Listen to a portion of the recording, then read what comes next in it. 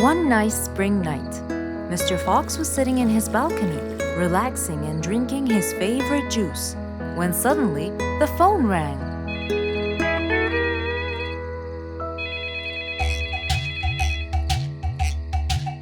He wondered who would be calling him this time of night.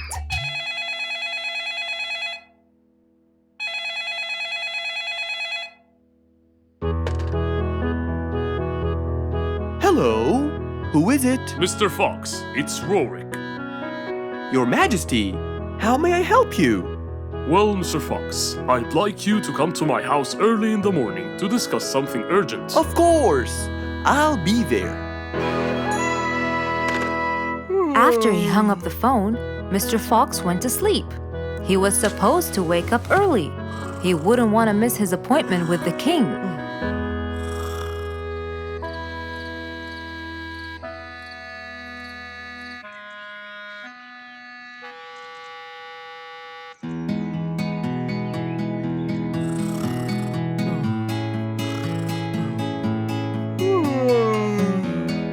Early next morning, Mr. Fox woke up and went to wash his face. After that, he got dressed and was all ready for his appointment with the king. He got into his car and drove off.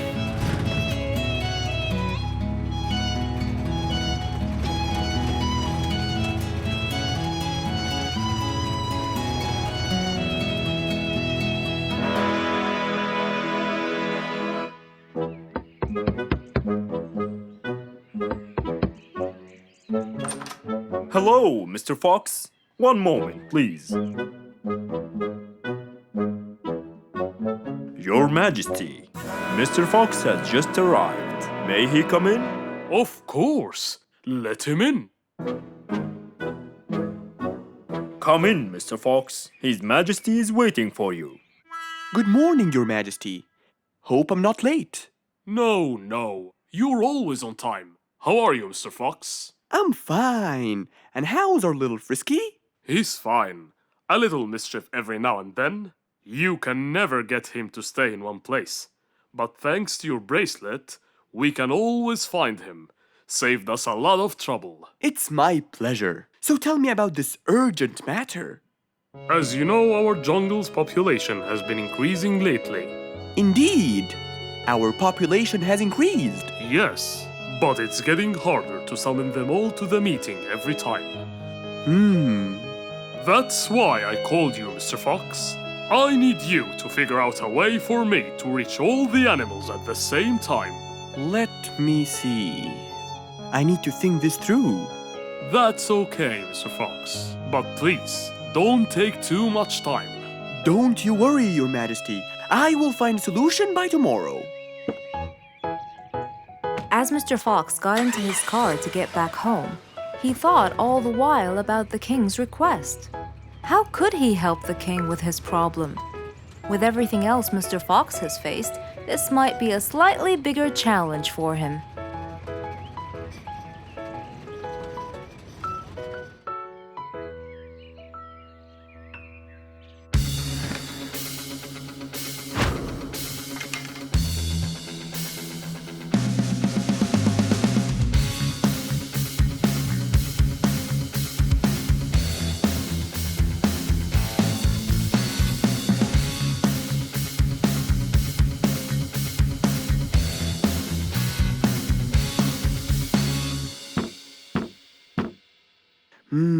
This is more challenging than I thought. Maybe a short break will help. Mr. Fox went back to his house and sat on his sofa.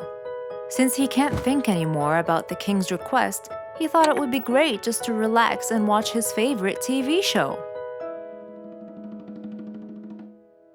Everything was peaceful and quiet, but then suddenly, I got it!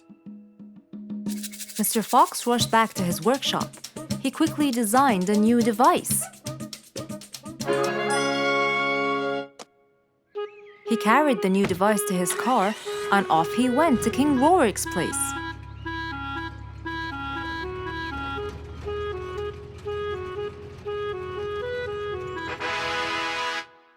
Mr. Fox, I thought you were coming tomorrow. Did you solve my problem? Yes, Your Majesty. This is a solution to your problem. That's great! But what's that, Mr. Fox? This is a megaphone. I made it specially for you. Every time you need to meet the animals, all you have to do is roar into it. Mr. Fox, you're a genius! But be careful, it's powerful.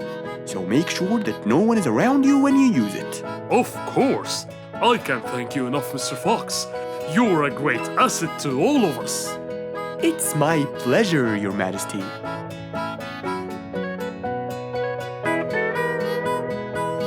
Goodbye, Mr. Fox. Mr. Fox got into his car and waved goodbye to the king. He was feeling happy and pleased.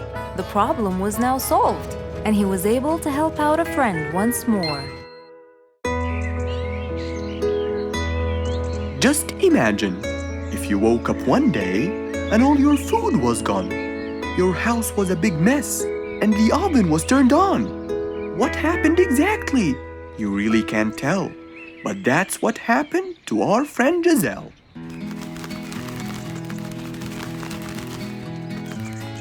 It was a lovely morning, just like all others. But when Giselle arrived, she was burdened with troubles.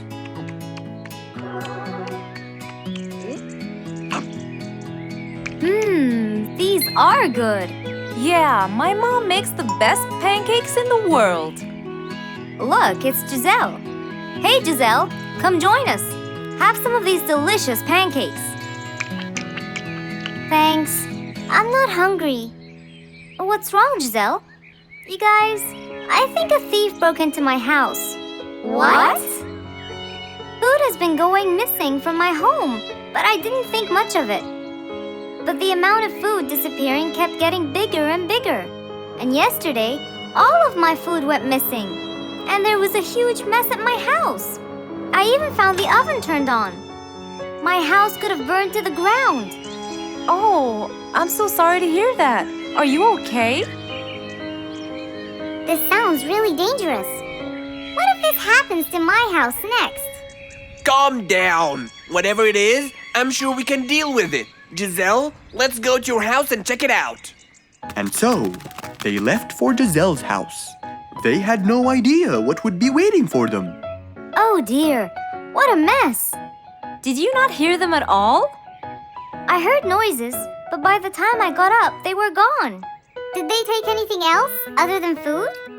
No, nothing else is missing. So how do you explain all this mess? Maybe they were trying to find their way in the dark. I think Bingo's right. They didn't want to turn the lights on so no one would see them. Yes, but there are more important things. A thief had been here last night, and I don't think Giselle had time to worry about all the dishes. You're right. These are not mine. I didn't use these. That means that whoever was here didn't just steal the food. They ate it all here. That would explain why the oven was on. They cooked. Okay, calm down. We'll figure out a plan to catch them. But first, let's clean everything up. They started cleaning the house, trying to help their poor friend out, while being so worried about what's going to happen next. Any idea how we're going to catch them? I have an idea. We'll have a neighborhood watch. You know, we'll stay up around the house so we can catch them as soon as they come near. Sounds great. Giselle, why don't you go and get some sleep? We'll take care of it. Thanks, guys. They all sat in anticipation, ready to jump on the thief without any hesitation. But hours passed by with no one in sight. They started to become very, very tired. Does anybody else feel a little bit sleepy? Yeah, and cold, and a little hungry.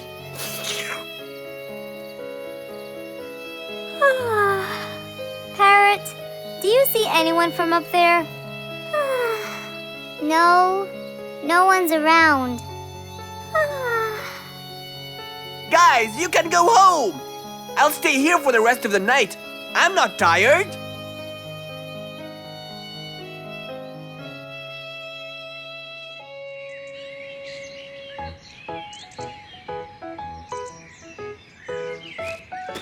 Good morning.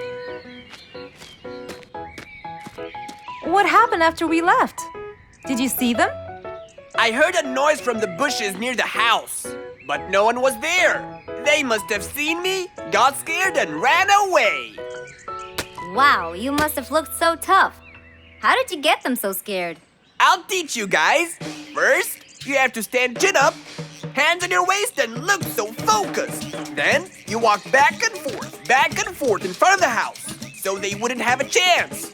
Don't get distracted by anything, and most importantly, carry a weapon. A weapon? Yes, these are mine. A salt shaker and a ladle? It's a pepper shaker. You sprinkle it in their eyes and then hit them with a ladle. Ooh, scary. Okay, I think I got it. I'm going to be on neighborhood watch duty tonight. I'll go get ready. See you all later. And so, with a big responsibility to bear, Bingo guarded the house, steady and aware.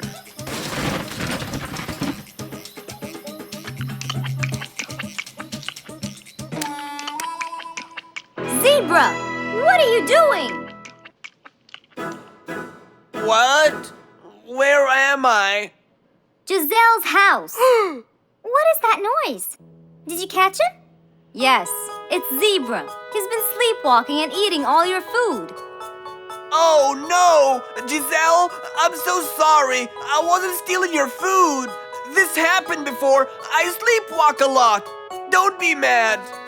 I can't believe it's been you all along. That is so funny. You're not going to tell everyone about it, are you? If she doesn't, I will. I knew you couldn't scare a thief away with a ladle. You could! You know what? I'm just happy Giselle is safe. I'll just go home now. I need some sleep.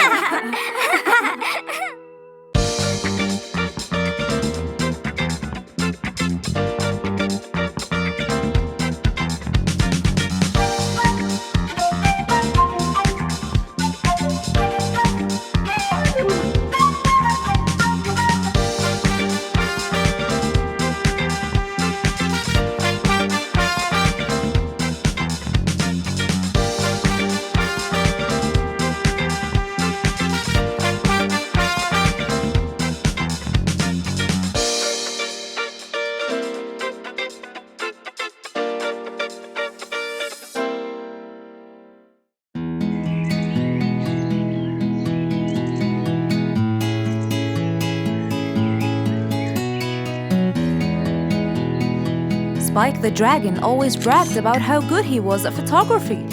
And all he wanted was just one little chance to prove to everyone how talented he was. It didn't take long before someone actually recommended him to be the official photographer of King Rorik the Lion's birthday party. All done and send. Wow! That's a nice picture! Now we know who'll be our photographer. And immediately, Mr. Tiger sent a message to Spike. Oh! Finally, someone recommended me. I won't let them down. I promise. And so, Spike started to train and practice some more. His pictures were beautiful, and he felt so happy. Everything went well until the morning of the party.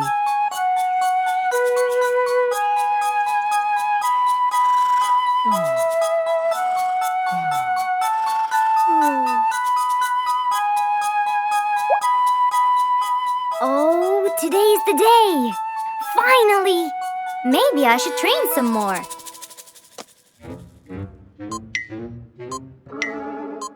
Huh? Oh no! What have I done? While Spike was testing his camera, he pressed on something that changed his camera settings. Now all his pictures turned to white. Spike tried to change it back. He cleaned his lens and checked his filters, but all was in vain. What will I do? Oh, what will I do? I must go to Mr. Fox at once.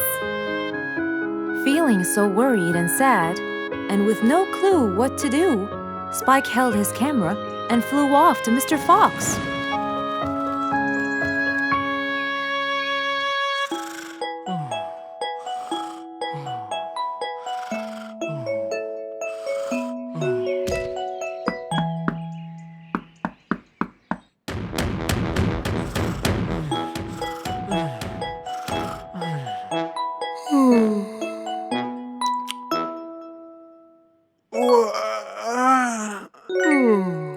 Who could it be this early?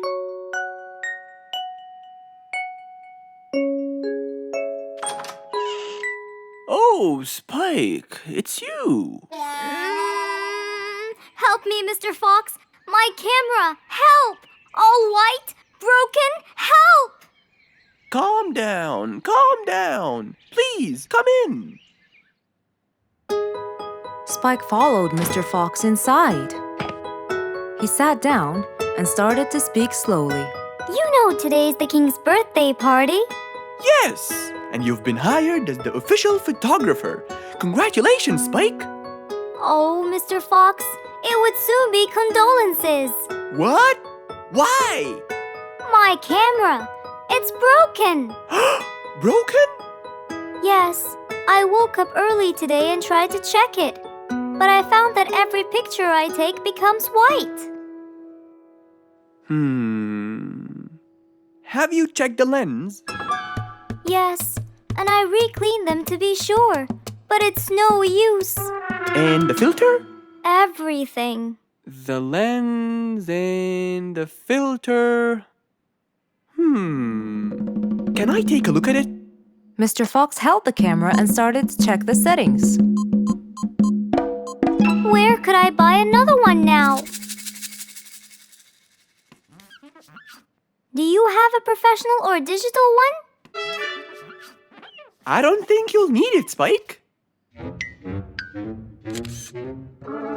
I'll go straight to prison, right? No, it wouldn't be fair to send the most talented photographer to prison. They'll all laugh at me.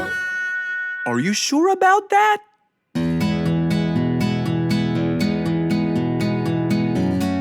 Mr. Fox took a picture with the camera and showed it to Spike, who couldn't believe his eyes. Wow, it's back. What was wrong with it? Looks like you accidentally increased the gamma. Oh, I forgot to check that. Thank you, Mr. Fox.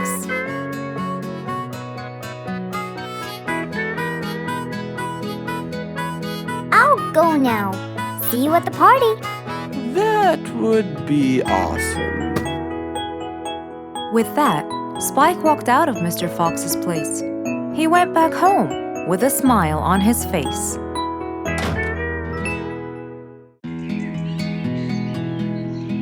It was a beautiful morning. The sun was shining brightly over the jungle. And seeing how nice the weather was, Mr. Fox decided to go for a walk.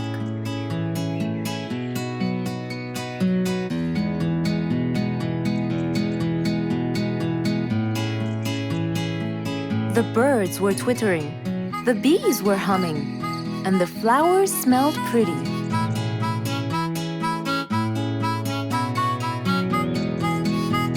As Mr. Fox was passing by Bingo's house, he saw him doing something really strange.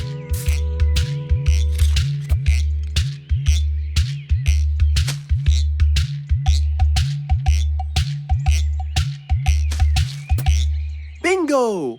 What are you doing? I'm storing my favorite fruits to eat during the winter. But you can't just bury them. They'll soon rot.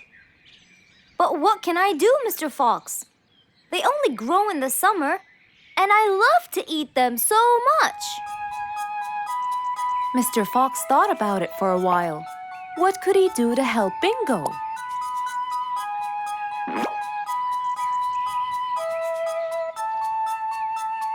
Don't worry, Bingo. I think I have an idea. Really? What is it? You'll have to wait and see. I'll just run to my workshop, and I'll be back before you know it. Okay. Mr. Fox went back to his workshop and gave it some thought.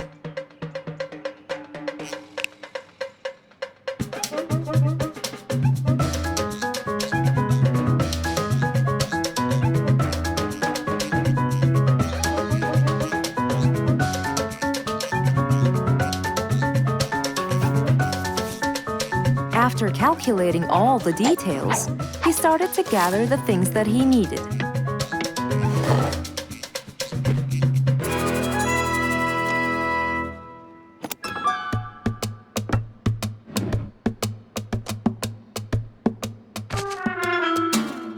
Then he took his toolbox and his car keys, and of course, the glass plates. He put them all in his car and was on his way.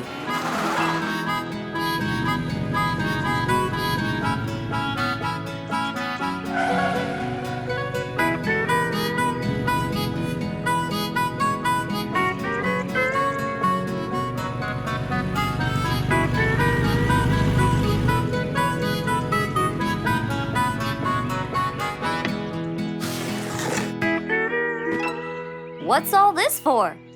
It's a surprise. I can't wait!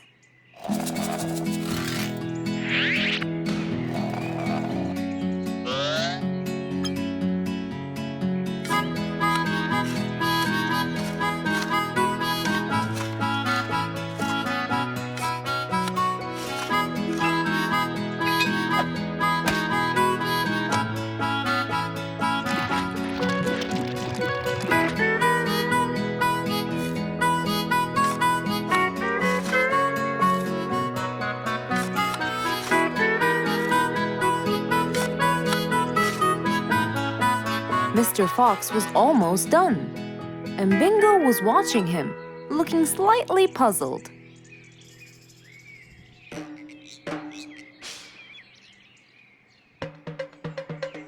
Here you go. You'll never miss pineapples again. So I can store them in here?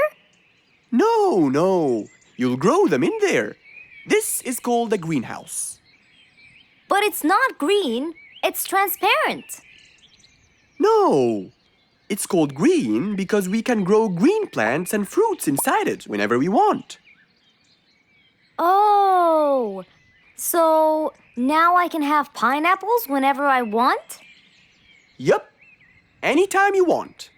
Awesome! Thank you, Mr. Fox. Glad I could help. Here, this is for you, Mr. Fox. It's the best one I've got. Oh, that's very nice of you, Bingo.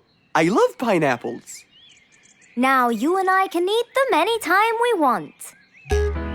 After helping out his friend, Mr. Fox went back to enjoy the rest of his day.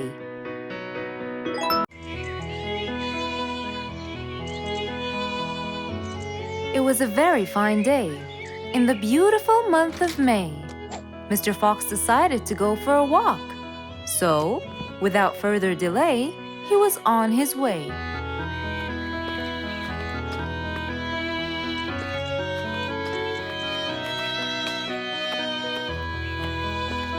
While Mr. Fox was walking, enjoying the sun on the trees, he heard a quarrel at a distance and someone saying, Stop! Please!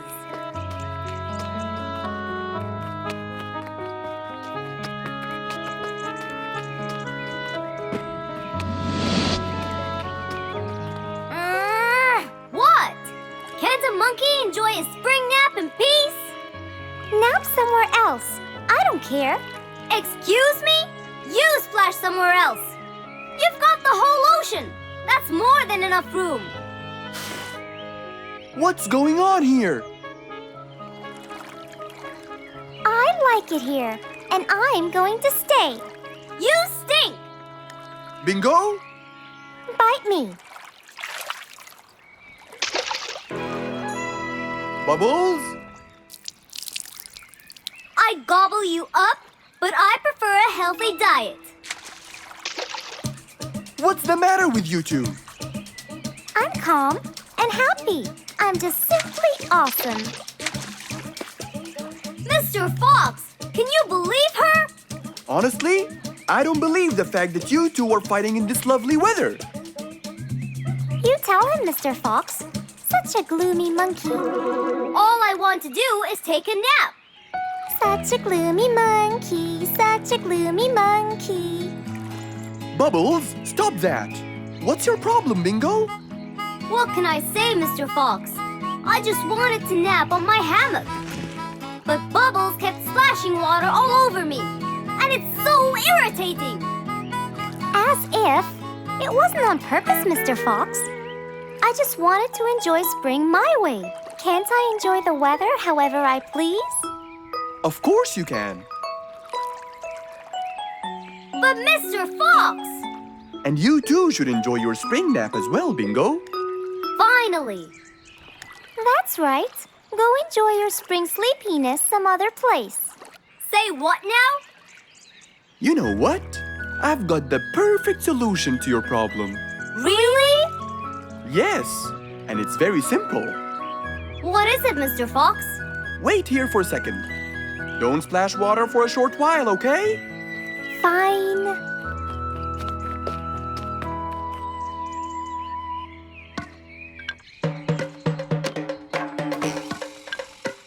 The hammock was very close to the lake. That's why Bingo got water all over him every time Bubbles splashed. But Mr. Fox wasn't gonna let them fight. He had the perfect solution for both their plights. What are you doing, Mr. Fox? Wait and see for yourself.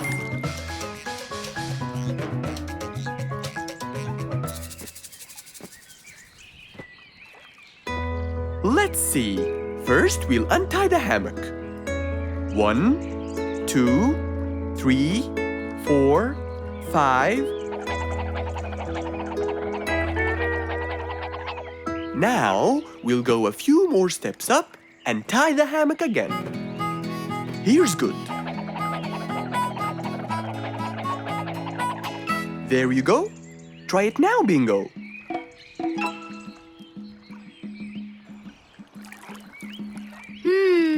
Very comfortable, Mr. Fox. I love it. And the air up here makes me sleepier. Bubbles, give me your biggest splash. Whoa! Ha ha ha ha ha. Whoops.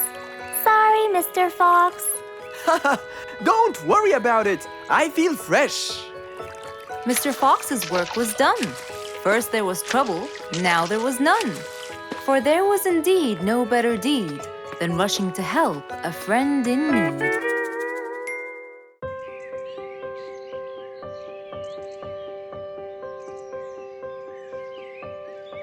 It was a beautiful spring morning. The sun was shining brightly. The sound of the birds woke Mr. Fox up.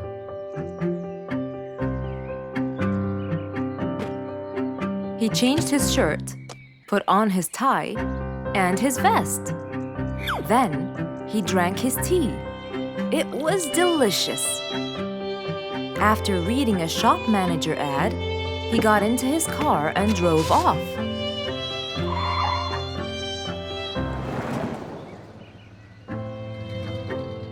Meanwhile, little Bingo Monkey was riding his bike through the jungle. He was having loads of fun, but suddenly the bike slipped and little Bingo fell off. Are you okay, Bingo? Hang on, I'm coming. Yes, Mr. Fox, but my bike isn't. Oh, it looks like there's a problem with the tire. Don't worry, Bingo. I'm going to help you. Bingo, can you help me count how many nails I need? Of course. Here's 1, 2, 3, 4, 5, 6, 7, 8, 9. I think there are 9, Mr. Fox. Okay, Bingo. Let me count how many I have in my toolbox. 1, 2, 3, 4, 5, 6, 7, 8, 9. I'll get one more just in case he miscounted. So 9 plus 1. We need 10 nails. That's easy.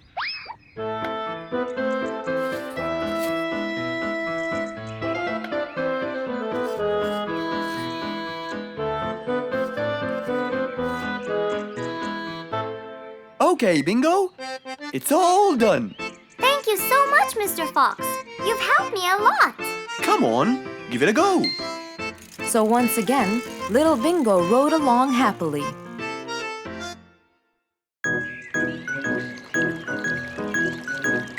It was a nice warm autumn day. Mr. Fox was doing his morning exercises, sit-ups, push-ups, and running on the jungle track. A very refreshing start to the day. But then, unexpectedly, fog started to form, stopping any plans to enjoy the beautiful weather. Why is there fog covering the whole jungle? This is really strange. It's been happening a lot lately. I really hope everyone's all right. I should head home now. Oh, I think I should probably stay home today. I don't have my morning newspaper yet. And how would I? It's impossible to see. Aha! Wait a minute. I'll try calling Mr. Falcon. He'll definitely tell me what's going on. Mr. Fox held the phone and dialed Mr. Falcon's number.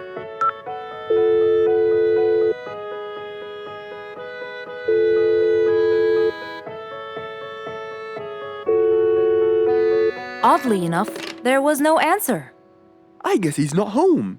Maybe I can reach him on his walkie-talkie. As Mr. Fox went to look for his walkie-talkie, he heard a loud knock on the door. Huh? I thought everyone stayed home in this weather. Who could it be? Puzzled, Mr. Fox went to open the door. He was taken by surprise. It was Jack the horse. He stood there holding a briefcase and looking smart. Jack was a very busy business horse. He was always rushing to keep a tight schedule. But today, something seemed off. He looked like something was bothering him. Oh, Jack, what a nice surprise! It's been a long time since we met. How have you been? Come in. Thank you, Mr. Fox. But I don't want to waste any more time. I'm on a very tight schedule. Of course. Can I bring you... I don't have time. I just needed to talk to you urgently, Mr. Fox. Have a seat, please. And as you know, time is money. Wait. Hold on. First, tell me how you managed to get here in this bad weather. There's no time. I'm so busy, and I need your help with something important. All right, tell me what's the matter. Well, it all started last week. After long and weary negotiations, I won a bid for a gold mine located in the eastern part. Long story short, a gold mine obviously contains gold. But no matter how hard I looked, I found nothing but dirt. I was really frustrated. I was disappointed. And I knew that buying the mine was a mistake. What do you think, Mr. Fox? That's really strange. That mine is widely famous for its gold. I have an idea. We go there now and see what we can do. But wait here for a second. I need to bring something that will help us. Are you sure you don't want to drink anything? Yes, thank you, Mr. Fox. But please, hurry up. You know that time is money, and I can't waste any more time. I get it. Just give me 2 minutes. Too much, Mr. Fox. So, Mr. Fox went to his room to change his clothes, trying to be quick. Then, he went to his workshop. He looked everywhere for his metal detector. When he found it, he took it and went back to his house, where Jack was standing there looking at his watch, with that usual impatient look on his face. Mr. Fox, why are you late? I have a really important meeting tonight at 8, you know. We're making a deal, and I don't want to waste any more time. You know that time is money. Time is money. I know that, Jack. But now we're wasting more time, aren't we? Right. Let's take my car, Mr. Fox. Okay. The fog had gradually started to clear away, and the vision became clearer and clearer. But as Mr. Fox was about to get in the car, something happened. What's that? What's going on? What happened? That's what we'll find out in the next episode.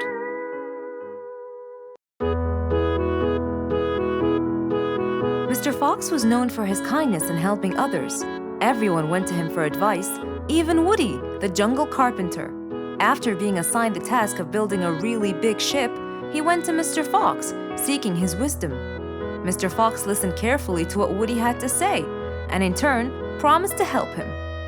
He started a research on shipbuilding, and after hours and hours of hard work, he finally got it. Yes! I've got it! But there is something I need to check first. Mr. Fox went for a walk in the jungle, looking carefully at every tree on his path. Then he stopped in front of one and said, Yes! That's the one! Immediately, Mr. Fox took a paint bucket. He wanted to mark the tree, so he wouldn't forget which one it was. After that, he got into his car and drove off.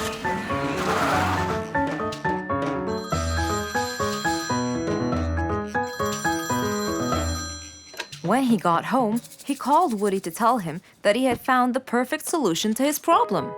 It only took a few minutes before... Oh, Woody, right on time. Come on, Mr. Fox, tell me. Okie dokie, come in. I finally figured it out. I never doubted you, Mr. Fox. I was sure you'd be the one to help me find an answer to my problem. Oh, don't mention it. Here you go. These are blueprints. They're guidelines that will help you learn how to build a ship easily. Woody started reading the blueprints thoroughly. He knew most of what was written in it, so he looked up and said, It's a lot easier than I thought. Thank you so much, Mr. Fox. Oh, but Mr. Fox, what about the materials that I'll need to build it? Here's a list of all the materials you'll need. And what about the kind of wood I should use, Mr. Fox?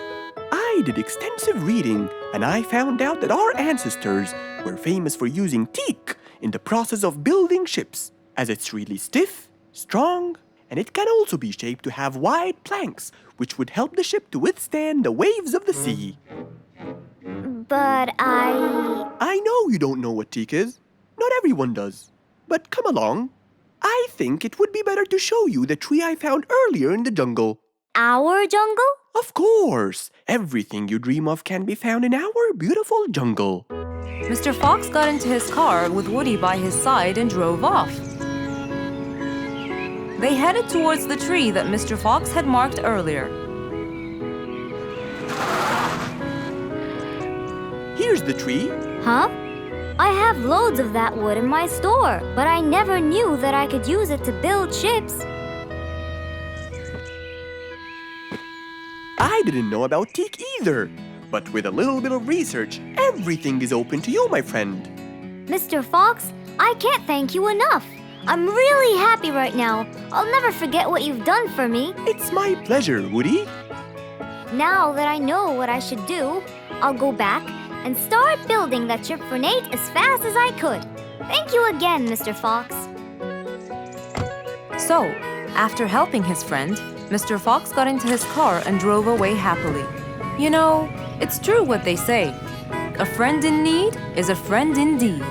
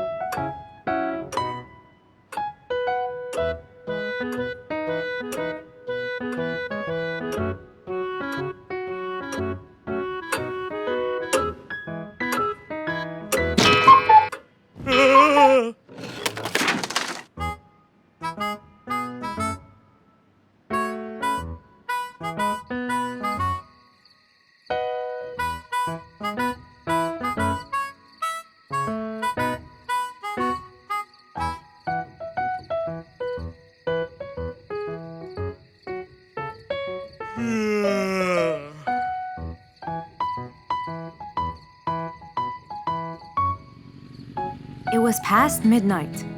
Mr. Sleeperson Koala was on his way home from work. The streets were empty and quiet. He was falling asleep. He tried really hard to keep his eyes open, when suddenly the car stopped for no reason. And Mr. Sleeperson didn't wake up, as if it was the hibernation season.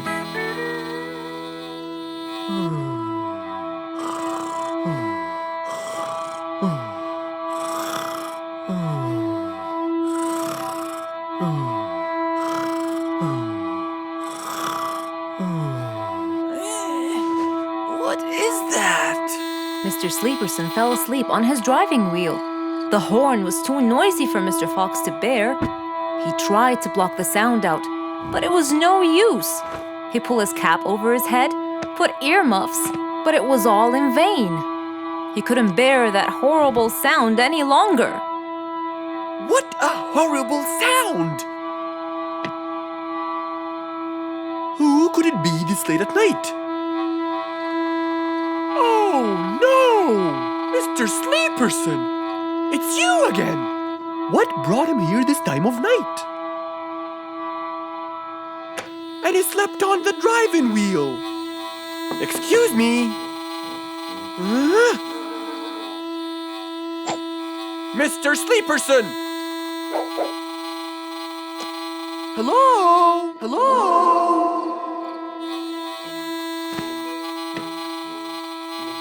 Oh, that's enough! What? Where? What time is it? It's 2 in the morning. And you fell asleep on your driving wheel in front of my house. Oh, Mr. Fox. Hello. Oh my, it's 2 a.m. Oh, you noticed? So how can I help you, Mr. Fox? Help me? Help me? You're the one in front of my house. What am I doing here? I don't know. You tell me. I was fast asleep when I woke up to that horrible sound of your noisy horn. Oops. Sorry. I must have fallen asleep while I was driving again. My bad. Never mind that. Could you please drive all the way to your own house without falling asleep or bumping your head against the horn? Oh, sure, Mr. Fox. Have a good night. Good night. But as Mr. Sleeperson tried to start the car, it wouldn't start. Huh? Oh, man! Oh, Mr. Fox, wait! Help! Now what? The car won't start. Is that so? Can you check it for me, please? Of course! Mr. Fox walked back to the car and started to check it out.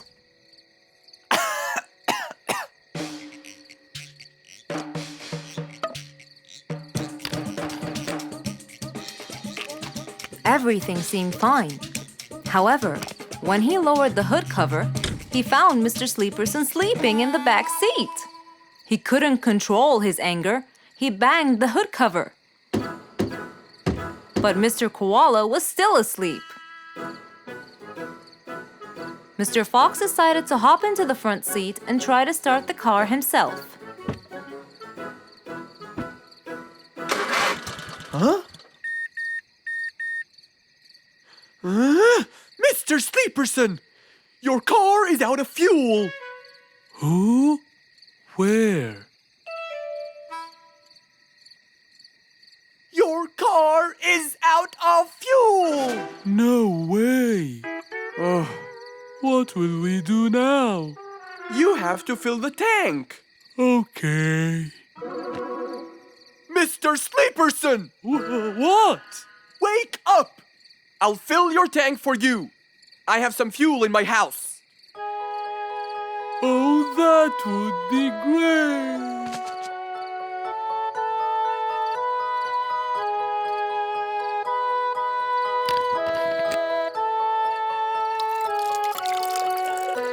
Mr. Sleeperson, it's all done.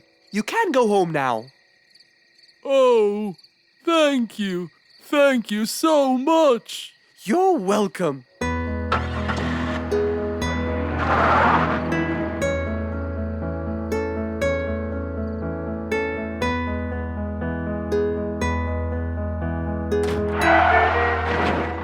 Oh, not again! What a beautiful morning! Mr. Falcon should have been here by now. He was supposed to get me some sugar candies from the other side of the river. I can't cross that river on my own. I can't swim. I'd better go to Mr. Fox. He'll tell me what to do. And since Mr. Fox helped many more, she went to him and knocked on his door.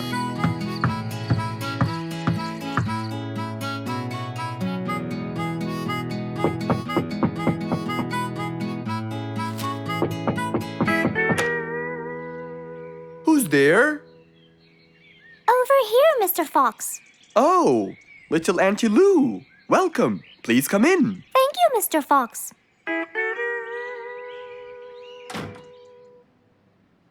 What can I do for you? Mr. Fox, my problem might seem small, and I know how busy you are, but Don't worry, Auntie Lou. Whatever it is, we'll find a solution.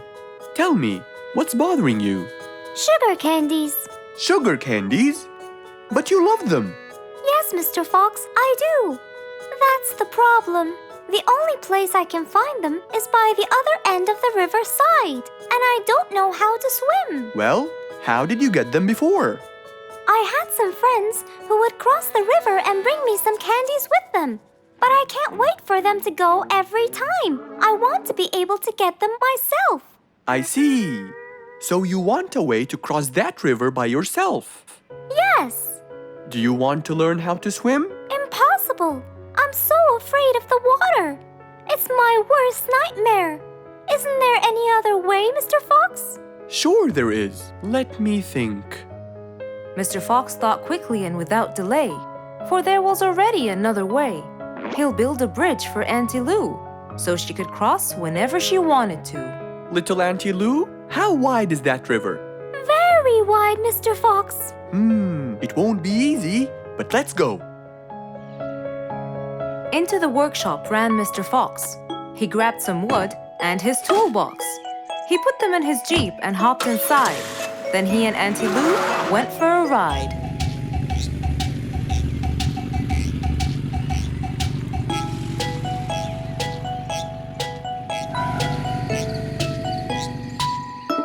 Little Auntie Lou, that's not a very wide river. But it is to me, Mr. Fox.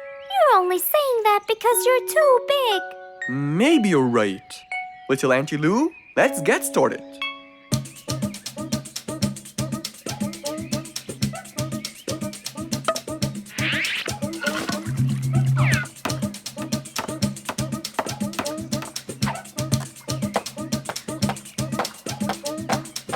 Finally, the bridge is complete. Mr. Fox, that's exactly what I wanted. Thank you so much. I'd better be on my way to collect the sugar candies. I've always dreamed of this.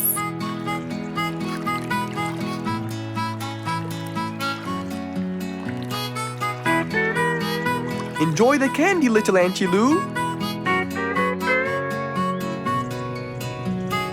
After giving his friend a happy end to the day, Mr. Fox took his car and carefully drove away.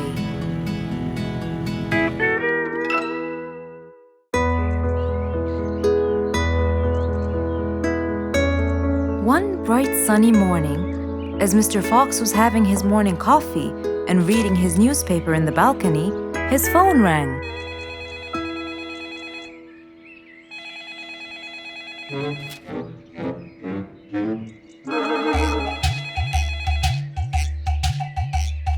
Who could it be so early in the morning? Hello? Hello, Mr. Fox. It's Rorik. Oh, hello, Rorik. How are you today? Not very good, I'm afraid. Why is that? My piano.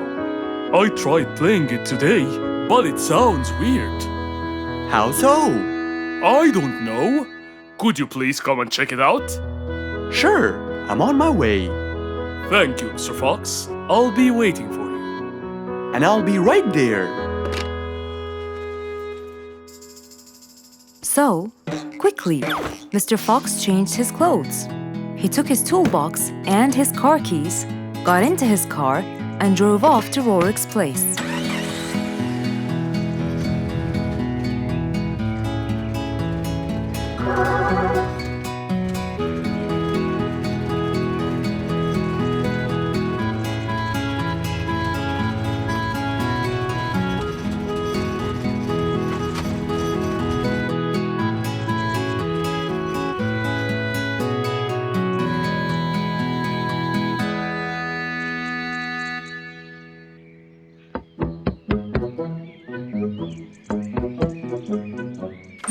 Hello, Mr. Fox. One moment, please. Your Majesty, Mr. Fox has just arrived. Of course. Let him in. Come in, Mr. Fox. His Majesty is waiting for you. Good morning, Rorik. I came right away. Oh, you're here, Mr. Fox. Please help me with my piano. It's the only thing that comforts me. Don't worry, Rorik. I'll see what I can do. Mr. Fox started to check the piano. He tried playing a few notes. What is it, Mr. Fox? Is it broken? Mr. Fox, please answer me. It sounds horrible. It's not broken, Rorik. It just needs tuning. Do I have to buy a new one? No, Rorik. It's very simple. I can tune it for you. Really? Thank you, Mr. Fox. I almost had a heart attack. However, Oh no, not that word. I'm sorry, but it might take a while. Oh, it's okay. I can wait. Okay then, I'll get started.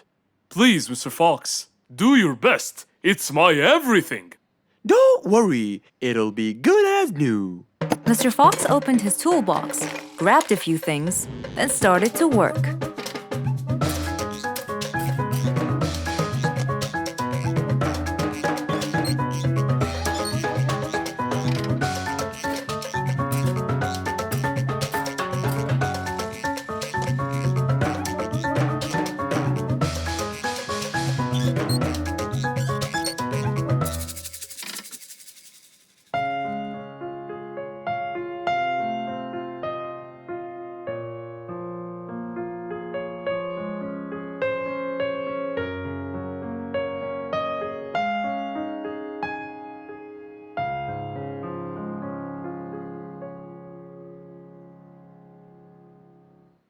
Beautiful. It sounds beautiful. Told you everything will be alright. I can't believe it. Thank you so much, Mr. Fox. Anytime, Rorik. And with that, Mr. Fox's work was all done. He waved goodbye and drove along happily. He had helped out a friend once more. For helping each other is everything you could ever wish for.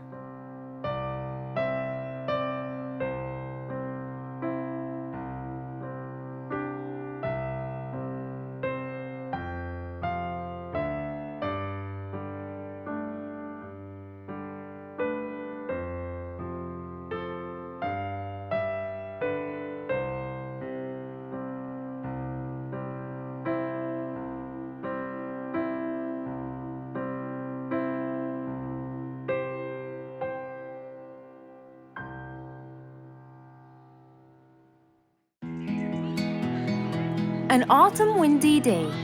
It was Jumbo's birthday. He was dancing and playing with his friends, hoping this day would never end.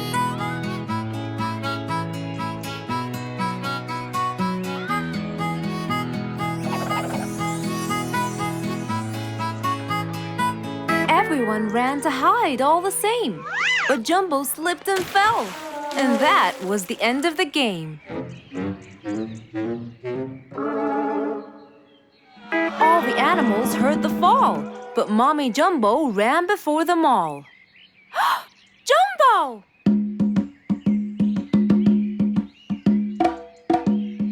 Oh, Jumbo. Combo, you have to take him to Mr. Fox immediately. So, without further delay, off to Mr. Fox's house they hurried away.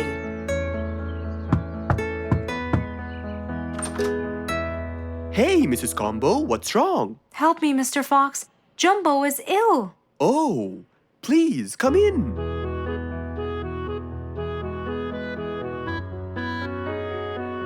You look cold, Jumbo. I'll get you something hot to drink. Thank you, Mr. Fox.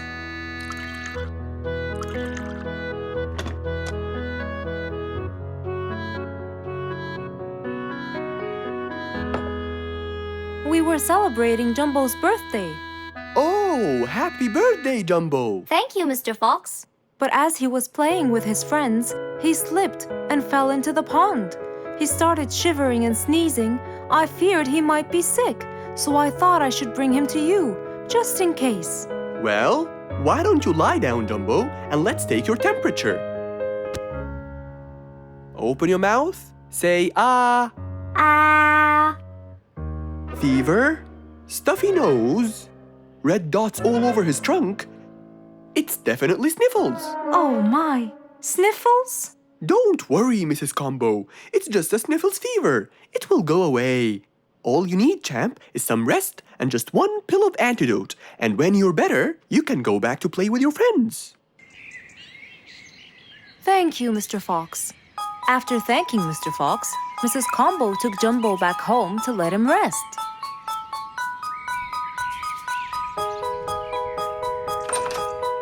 All right, Jumbo.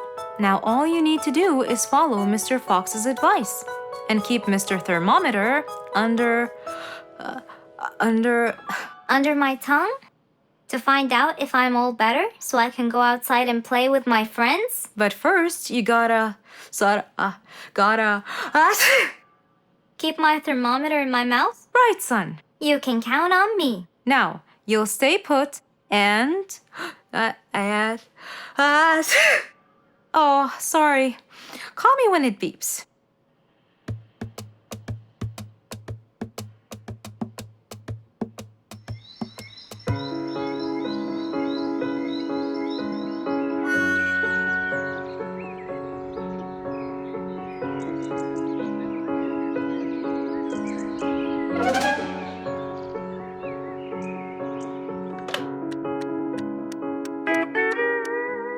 Hello, Frisky. How are you? Hi, Mr. Fox. Roo and I were playing and I'm about to win. Listen, Frisky. I'm going to visit Jumbo now and check on him.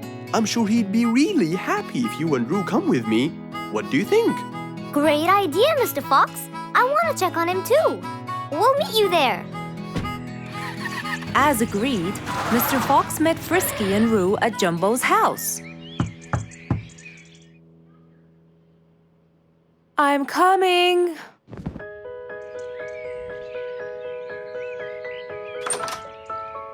Hello, Mrs. Combo. We came to check on Jumbo. I hope he's feeling better now. Why, yes, Mr. Fox. Come in, everyone. Hey, Jumbo! I came to check on you. And I brought your friends along too. Are you feeling better now? Hi, Mr. Fox. Hi, guys. Hey, Jumbo. How are you feeling? Well, I feel better, but... Well, we need to take your temperature one more time, Jumbo. Is it time? It's time, all right? What does it say? Well, let's see. Your temperature is, oh. Your temperature is just fine and dandy, Jumbo. You're not sick anymore. You are A-OK. Yes! Now we can go outside and play. But first, I need to tell Mom. Mom? Mom? Where could she be? She's not in the kitchen. Mom! She's not in the living room. I wonder where she is. I'm here, in the bedroom. Mom? Are you okay? I think I might have caught a case of sniffles too. Don't worry, dear. I'll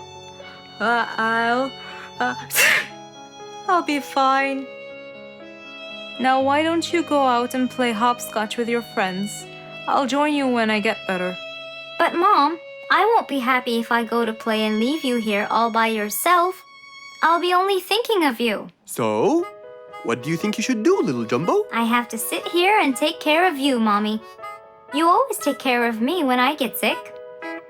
I'll take care of you and never leave you alone. Oh, I love you more than anything in the whole wide world, Jumbo. Now it's time to take your temperature. Right, Mr. Fox? You're absolutely right, Jumbo. So rather than go out to play, by his mother's side, he decided to stay.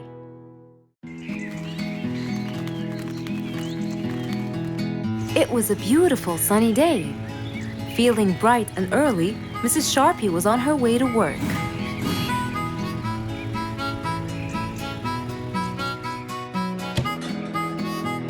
Good morning, Sharpie. Good morning, Emma. You're looking good today, Sharpie. Thank you.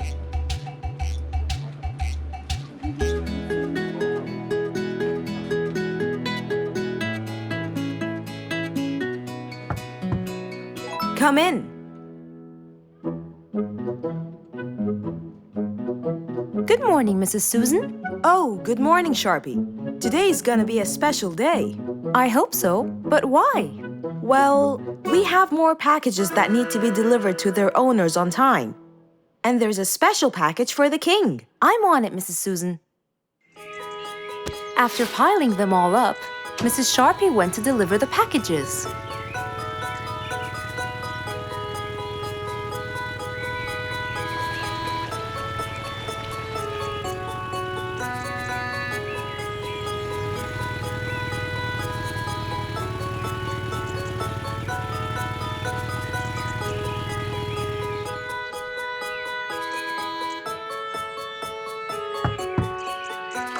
Here's your package.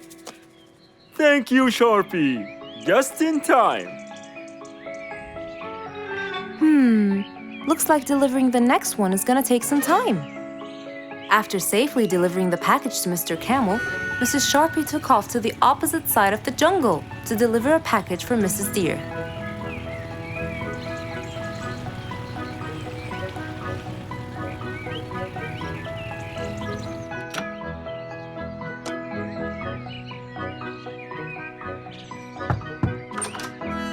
Here's your package. Thank you. But why were you late? I waited all morning. Next was Mrs. Bird's package, and that was south of the jungle. That was very tiring for Mrs. Sharpie.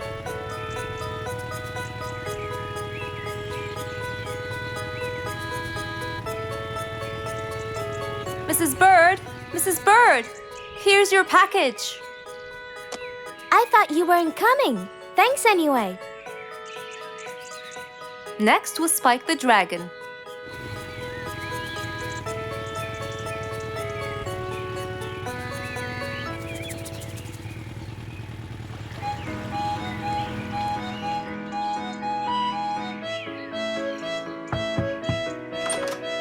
Here's your package. I never thought you'd be late. Oh no! It's the last package I'm delivering today.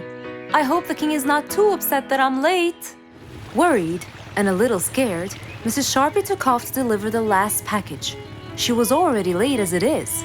The last package was intended for the king, and after being all over the jungle, will she be able to make it in time? Here you go, Mr. Timber. This package is for the king. Thank you, Sharpie. But the king was worried and a bit upset. Why? Well, he had to wait all day for this package. You're not usually late, Sharpie. He was very upset. My sincerest apologies. I'll be more careful next time. Mrs. Sharpie was very tired and really upset. Having to deliver packages all over the jungle was no minor task. So, she decided to go to Mr. Fox and ask for his help. Oh, hello, Mrs. Sharpie. How have you been? I'm not good at all, Mr. Fox. You have to help me. What happened? I've got a lot of letters and packages, and I keep flying east and west all over the jungle. This won't do, Mr. Fox. I'm so tired. Oh, Mrs. Sharpie, you do look exhausted. Please come in and we'll figure this out together. Would you like a cup of hot chocolate? No, I just want to find a solution, Mr. Fox. Okay. Tell me what the problem is exactly.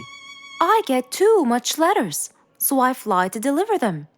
I find that the first letter should be delivered to the western part of the jungle, so I fly and deliver it, just to find that the next one is in the eastern part of the jungle.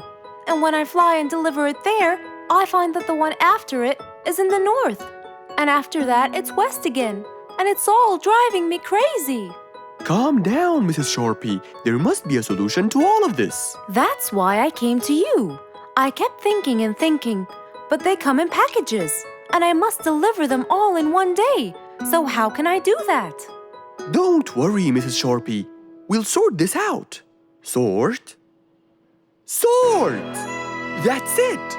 Why don't you sort them out from the very beginning, Mrs. Sharpie? What do you mean by sorting them out? I mean, first, you should read the addresses and sort all the letters that should be delivered north together, and those that should be delivered east together, and so on. And then I'd finish all the north letters together, and the east, and then the south, and then the west, right? Precisely. That's a great idea, Mr. Fox. Thank you so much. Wait, where are you going? I have letters to sort out. Thank you, Mr. Fox. Glad I was able to help you, Mrs. Sharpie. Goodbye.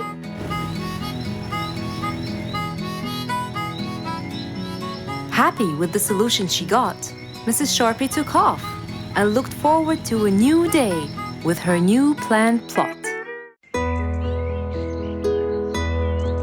It was a bright early spring morning. Still feeling a little sleepy, Mr. Fox opened his eyes and got out of bed.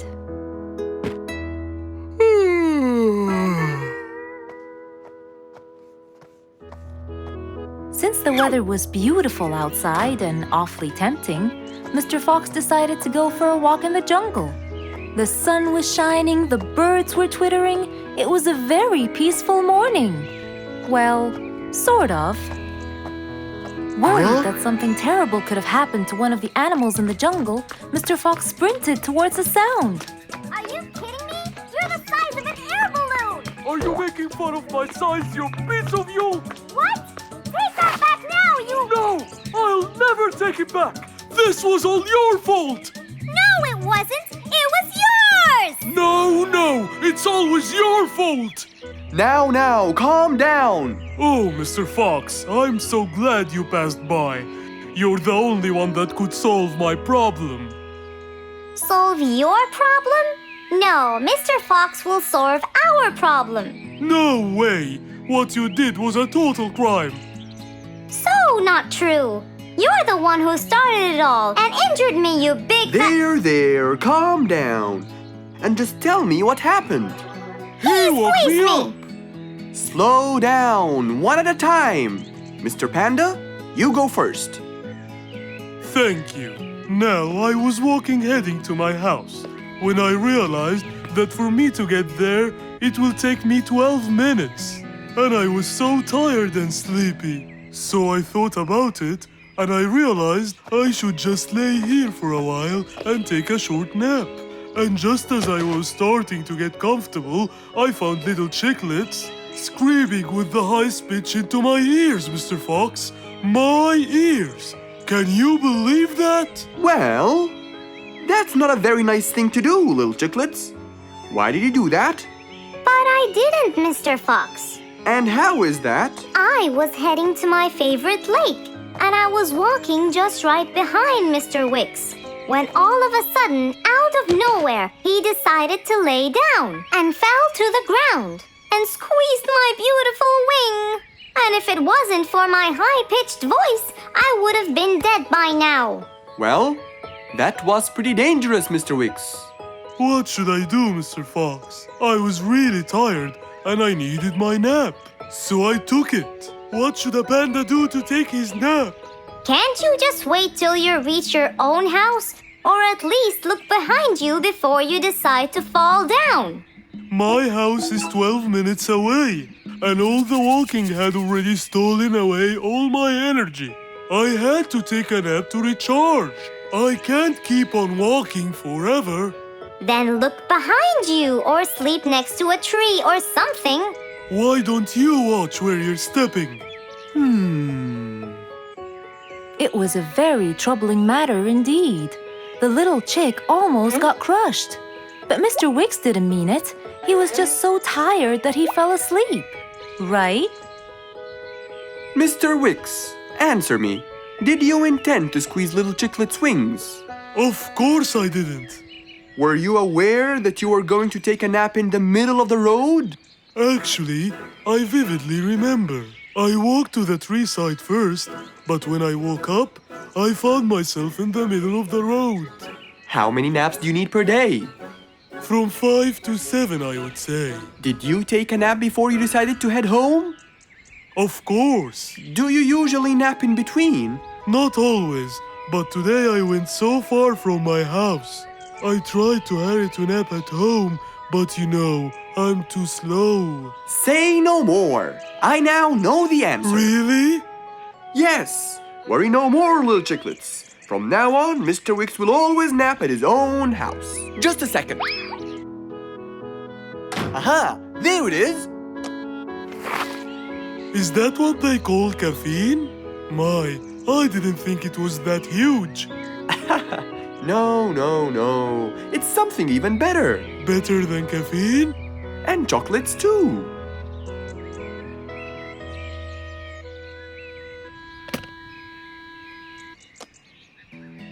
Wow! Rollerblades! So you'll be able to move fast and reach your house as fast as you can. Oh, can I try it now? Sure you can. Wow! Whee! Yahoo! Thank you, Mr. Fox. Anytime you need me, I'll be there. Rose stood in front of her painting stand, holding a few colors in her hand. But things weren't going as she planned. I think I should just paint the pig blue. No, wait. Maybe this will do. Maybe I should just take some of the pink color on my feathers.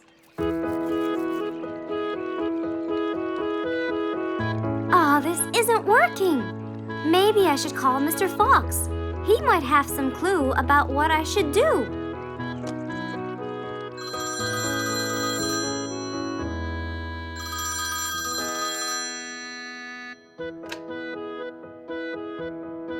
Hello. Hello, Mr. Fox. It's me, Rose. Oh, hello, Rose. How are you? I'm fine, Mr. Fox, but I do need your help with something. Do you think you could come and meet me? I'm at my usual painting place. Sure, I'll be right there. So, without a moment to lose, Mr. Fox got ready, got into his car, and drove off to where Rose was painting.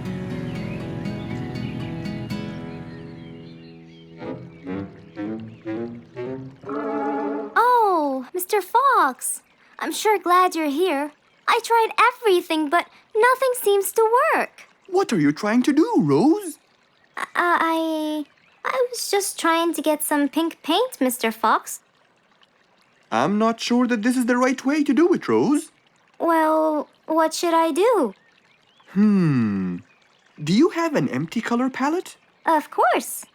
So, what colors do you need? I have red, blue, yellow, black, and white. But I still need pink, green, orange, purple, and brown. Let me see. If we take a bit of red and a bit of white, we can make pink. Oh, it's just like magic. How about the other colors? Do you want to try? Why, yes, I would. But which colors do I use? Use your imagination, Rose. I want to try red and blue. Okay. Wow! Now I can paint my violets purple. Do you want to try again? Sure. This time I'll try red and yellow. Nice. Now you have orange. It's beautiful, Mr. Fox. but I'm still missing green.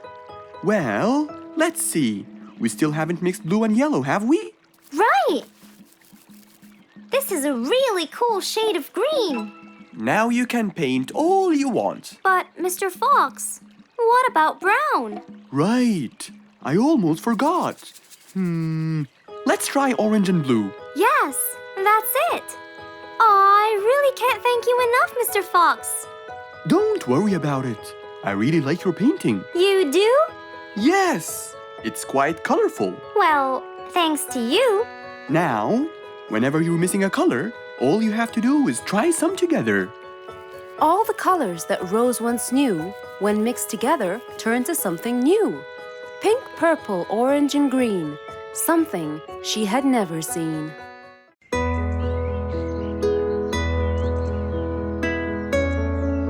Roo is sad and looks really down.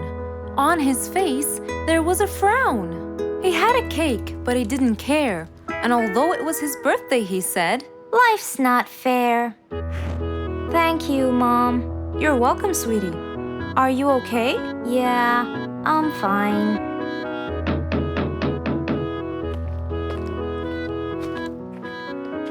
Oh, look who's here. It was Roo's best friends, Poppy and Fluffs. Hey there! Happy birthday! Wow, neat birthday cake. Yeah, just a normal birthday cake, traditional birthday hat, and the same old wishes over and over again. Roo, are you okay?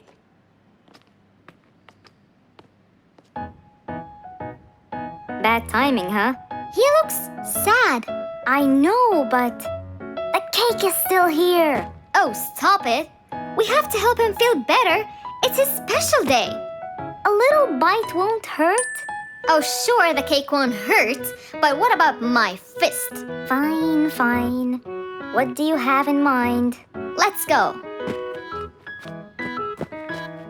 Where to? I know someone who can help. Mr. Fox? Duh. In an attempt to help their friend, Poppy and Fluffs went to Mr. Fox. Only he would know what to do.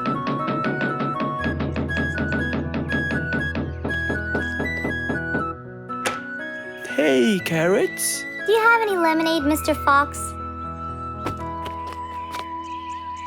I stopped apologizing for his behavior long ago. You know, Fluffs, he's just Fluffs. It's okay. Come in. Are you sure it's all right? Positive. It's always the right time. It's Rue's birthday, and he's pouting. He's bored with the same birthday routine every year. So we want to make him something different this year. Can you help us? Yeah. Unbelievable. You'd think I'm quite believable if you tasted this lemonade.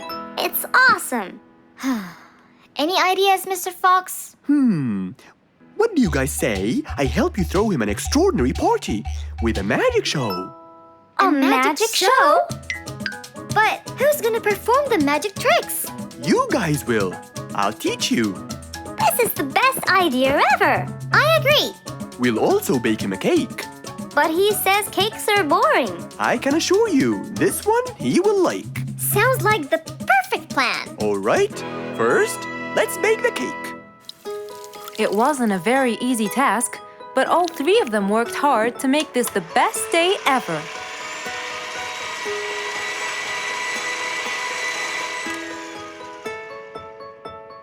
This is the coolest birthday cake ever.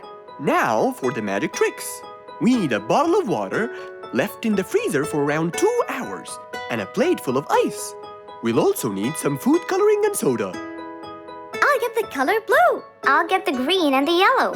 And I think I'll get the red. We are all set now, I think. Not yet. What else do we need? Invisible ink. Huh?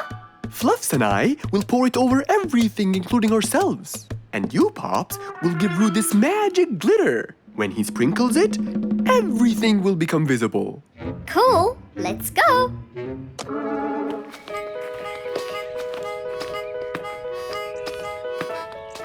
Let us pour the invisible ink now.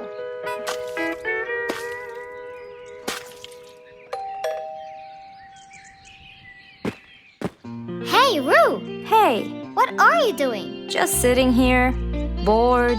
Well, not for long. Yeah, right. Well, think again.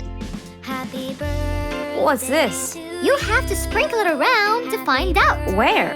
First, on the table. Wow! How did you do that?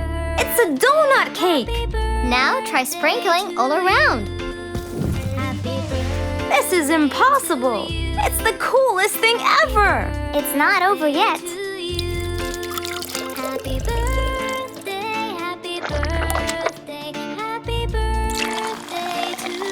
I can't believe you guys did all this for me! All thanks to Mr. Fox. He was a great help. I can't believe you guys! Thanks! That's what friends are for. Mom, come and see! What wonderful friends you have, Roo! Yeah, I think so too. Because of his friends, Roo's birthday was extra nice. One celebration was not enough, so they celebrated twice.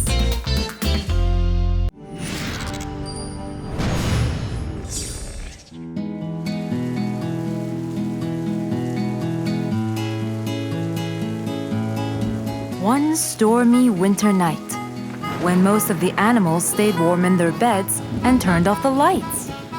There was thunder, there was lightning, and Woody the Woodpecker found it frightening. He knew he was in trouble, for his house will soon become rubble. Oh no!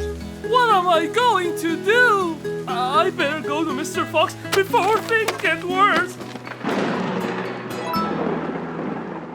With a nice cup of hot chocolate, Mr. Fox continued reading his book when the doorbell rang. It was winter. No one would walk in the rain unless they had a complaint. Woody, what are you doing walking around in such cold weather? Hurry, come in.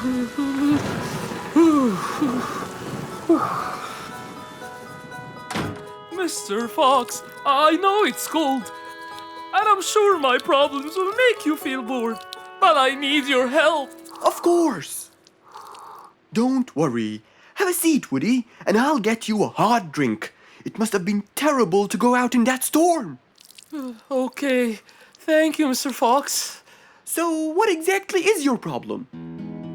My roof, it gets ruined by the rain. Oh, I keep fixing it every now and then, but now, every winter is a nightmare. here you go, Woody. Thank you, Mr. Fox. So tell me, what happened to your roof? The rain makes it damp. Sometimes I fear it gets too damp. It might fall. Oh, you're right. That's a serious problem. Well, will you help me? Mr. Fox knew he couldn't stop the rain, but he couldn't let Woody's efforts be in vain. There had to be another way. I have an idea. We need to guide the water off your roof. But how can we do that? Well, we need to visit the jungle shop. But first, we'll wait for the storm to pass.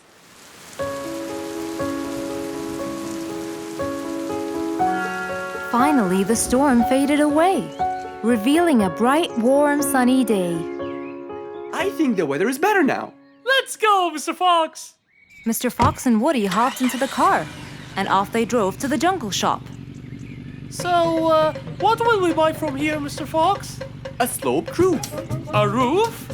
But how will we transport it? Oh, don't worry. There's a new type of roof. They sell them like, pieces of a puzzle. Oh, that's smart! Yep. Mr. Fox and Woody chose a nice big red roof. Then, off they went to Woody's house. Mr. Fox got a ladder and climbed up. He started to fix the roof from the top. Now, all we need is to put the pieces together.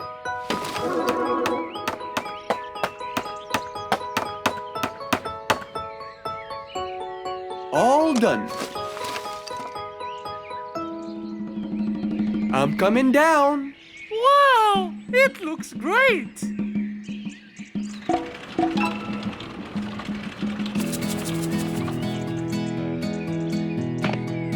That way, all the water will slide down and the rain won't bother you again. So, does that mean no more rainwater will enter my house, Mr. Fox? Of course not. I guarantee it. Oh, I'm so happy! Thank you so much, Mr. Fox. Oh, it was nothing. We all like living in a dry, warm place in the winter.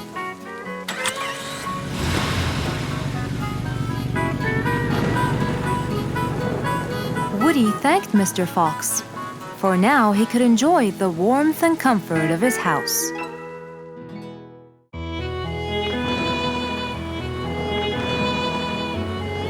One day, the mighty eagle flew to his nest.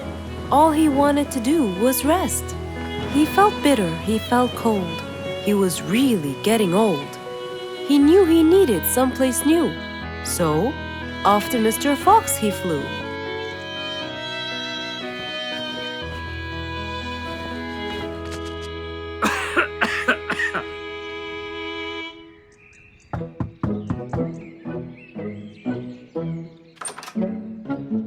Oh, hello, Mr. Eagle.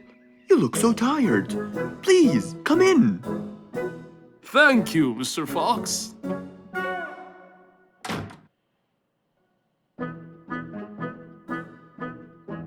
Now tell me, how may I help you? Mr. Fox, I spent years in prosperity and glory, but I'm old now and tired. I can't live out there alone in that cold weather. Where do you live, Mr. Eagle? By the mountain top. I see. The wind is strong there. I bet you catch a flu every now and then. Well, I didn't used to, but that's all in the past. Now I'm old and weary. I'm not what I used to be. Plus I get so lonely up there. There is no one around to talk to, and no one to help me get better if I get sick.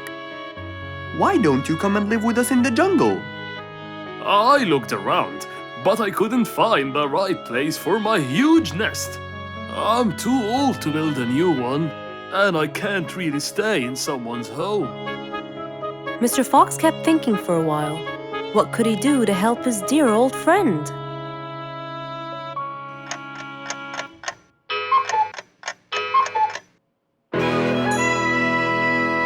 I got it!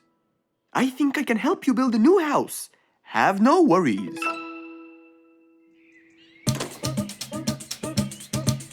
Mr. Fox quickly grabbed his toolbox and hopped into his car. He drove through the jungle while Mr. Eagle flew above him. He stopped in front of a tree that looked both old and firm, right in the middle of the jungle. Lots of animals and birds lived around here. What a beautiful place, Mr. Fox. Wait till you see what I have in mind for you. Mr. Fox started to work. He put a ladder against the tree and counted the steps up. 1, 2, 3, 4, 5, 6, 7, 8, 9, and 10. When he reached the tree branches, he opened his toolbox and took out some wooden plates. Then he started putting them together. All I need now is some nails to make sure everything would be A-OK.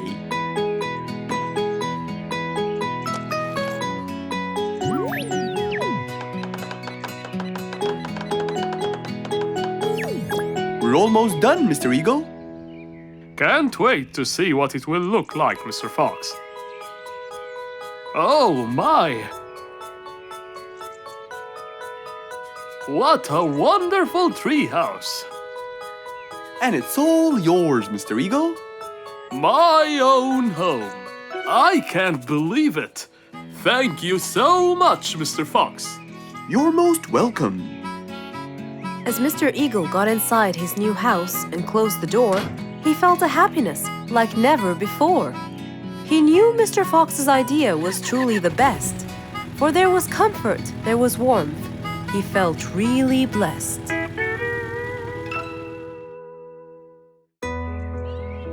Who can you always count on? They're always there when you're feeling down, ready to draw a smile and remove that frown. They make a bad day so much better, especially if you share toys and play games together.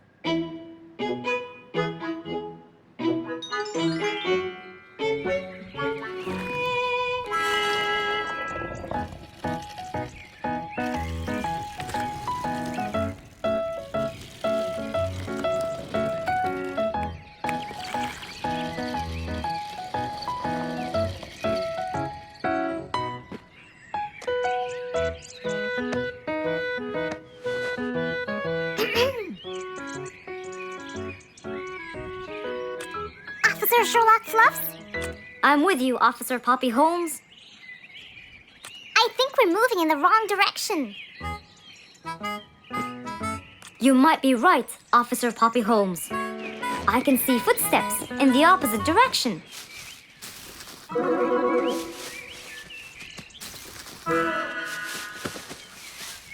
Officer Sherlock Fluffs. I think someone is after me. Run, officer, run!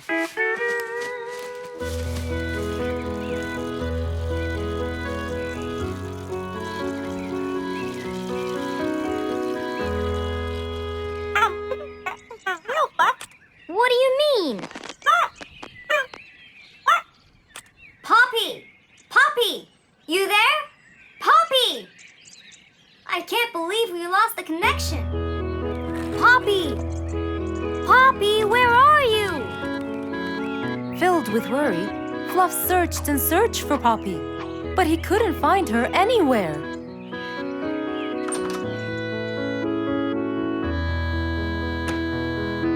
Hey there, Fluffy. What? How come you're here? I thought you'd eventually come home. What happened to your walkie-talkie? It's not working. But we just got it. I know. I was looking everywhere for you. Aw, Fluffsy, were you worried about me? Stop it. We need to fix this thing. Do you have any idea how?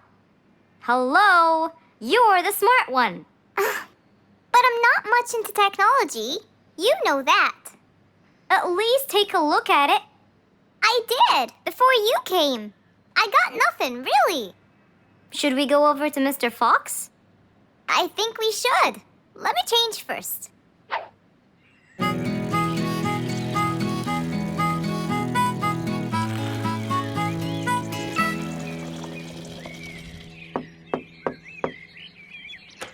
Hello?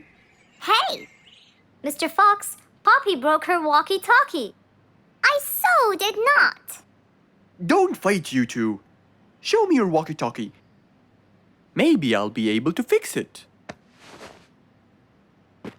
Here, but I promise I didn't break it. I'll go to the workshop and see what's wrong with it. Thank you, Mr. Fox. Sure. You really think I broke it?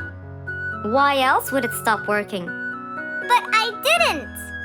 Well, I kind of think you did. You're unbelievable.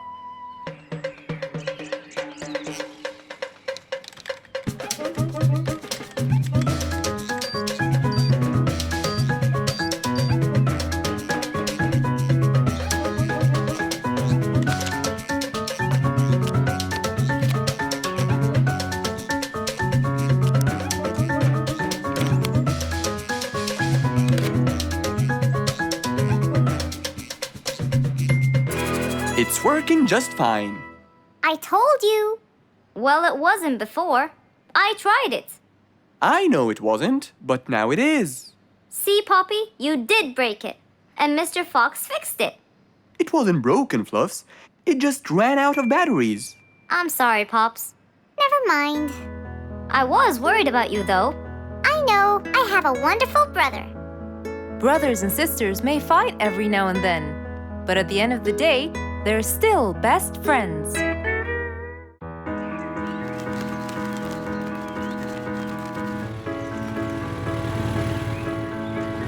One beautiful spring morning, though tired and sleepy, Mrs. Sharpie the post owl was on her way to Alfie's house to deliver a parcel.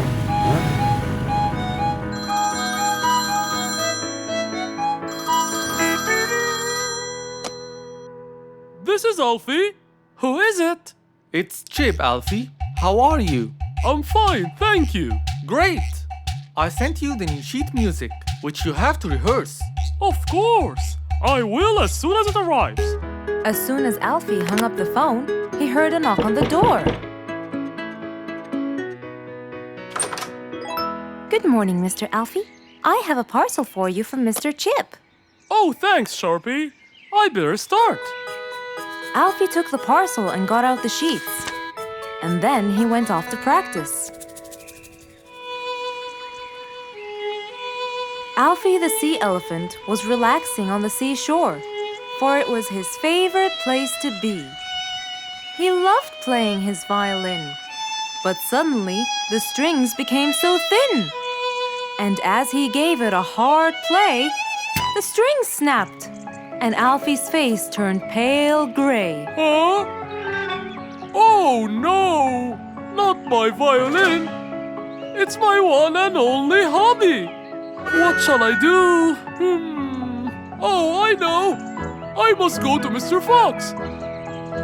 Alfie walked towards Mr. Fox's place, hoping that he could help and solve his case.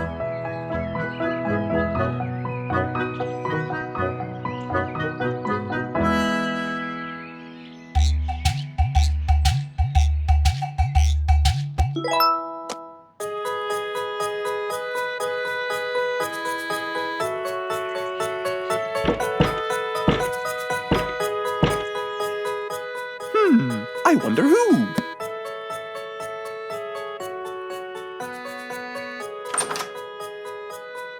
Alfie, our star musician. Welcome. Come on in. Thank you, Mr. Fox. Have a seat.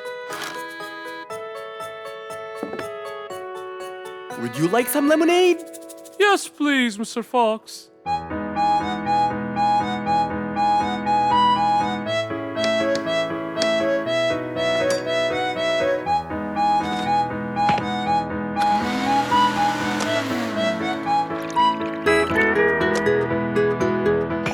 Mr. Fox came back with a glass of lemonade.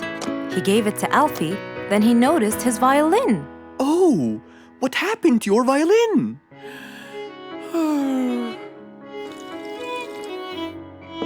I was playing by the seaside and suddenly the string snapped. What do you think I should do? Well, we can simply buy some new strings and change them. I already bought them, but I don't know how to change them. It's my first time. No problem. It's easy. Now let me teach you how to replace them. First, we remove the old string by twisting this till it's loose. Then, we pull the broken string out of its hole. After that, we twist the tuning peg on the other end and pull the other end of the string from its hole as well. See? Now the whole string is out. We insert the thin end of the new string into the hole of the tuning peg.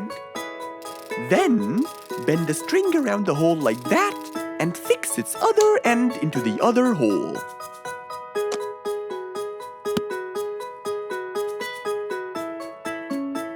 And there's the other string as well.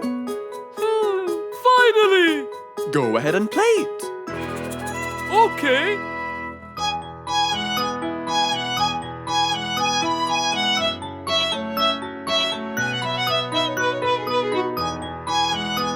With his violin finally fixed, Alfie walked out the door. He went back to play on his favorite seashore.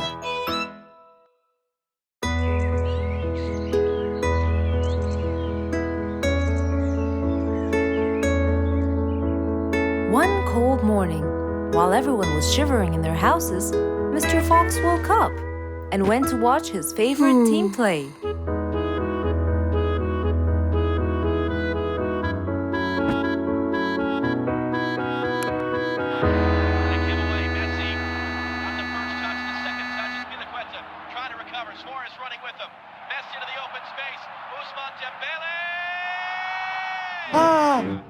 is going to win. I wonder who could it be so early? Wait a second, I'll be right there. Good morning, Woody. How are you? It's been a long time since we last met. Oh, Mr. Fox, it has been a while. Tell me, have you finished building Nate's ship? Yes, Mr. Fox. I used teak and bamboo. Nate liked it a lot. He took it out on a trip. He and his friends had so much fun. Great! Mr. Fox, I noticed how beautiful your flowers look. You take really good care of them. Of course. And you know what? I'll tell you everything I know about flowers. Really? Thank you, Mr. Fox. Come in and have a seat while we talk. Okay. Woody followed Mr. Fox inside. Feeling a little cold, he waited patiently while Mr. Fox prepared 2 nice bowls of hot soup for them both. Here you go. Thank you. It's delicious. Glad you liked it. Now tell me, what's bothering you, Woody? How did you know that something was bothering me? I know you all too well, my friend. Okay. You know, it's really nice and warm here. Yes, warm weather helps me think and relax. Well, Mr. Fox, I'm sure you know that I've been a carpenter for a long time now. Of course. And during the winter, my business blooms. And my customers increase because I sell them the wood they use for their fireplace. Very good. But where's the problem? The problem is, they're not all the same. So each customer needs the wood to be suitable in size for his fireplace. That's true. And as you know, I work alone. So I take so much time and effort to cut and adjust the wood to suit each and every customer in this jungle. Sounds like a serious problem. He looks really worried. Okay, Woody, why don't you come with me to my workshop? It's round the back. There, we can think together and I can invent something to help you solve your problem. I really hope so, Mr. Fox. Don't worry, we will. I know. And you taught me that there's a solution to every problem. And Mr. Fox solves every problem. Ha ha ha! That's right, Woody.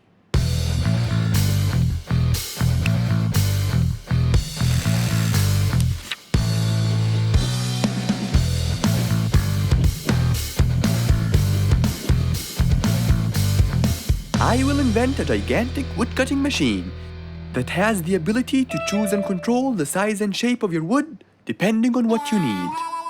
What? Really? Aw, you're the best, Mr. Fox.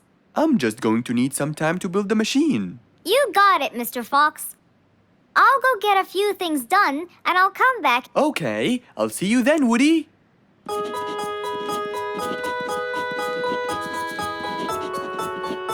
Mr. Fox started designing his cutting-edge invention. He knew that is exactly what Woody needed to help him with his carpenting business. And because he was making this device for Woody, he thought he'd add a bit of color to make it all even more special. Finally, this is it! Mr. Fox's size-adjusting wood-cutting machine.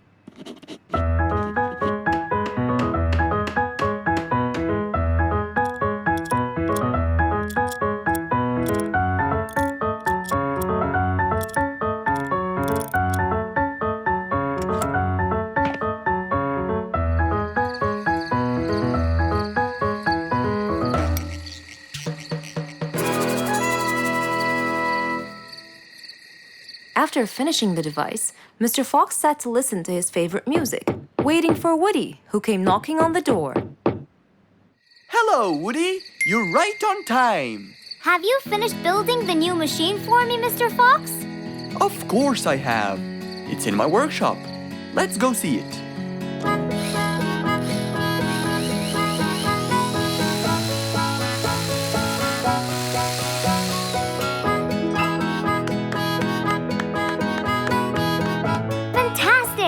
I don't know how to thank you, Mr. Fox. I'm really grateful for what you've done. Don't thank me. I only did what I had to do. I'd better be off now to cut more and more wood. Have a wonderful evening, Mr. Fox, and thank you again. Good night, Woody. See you soon.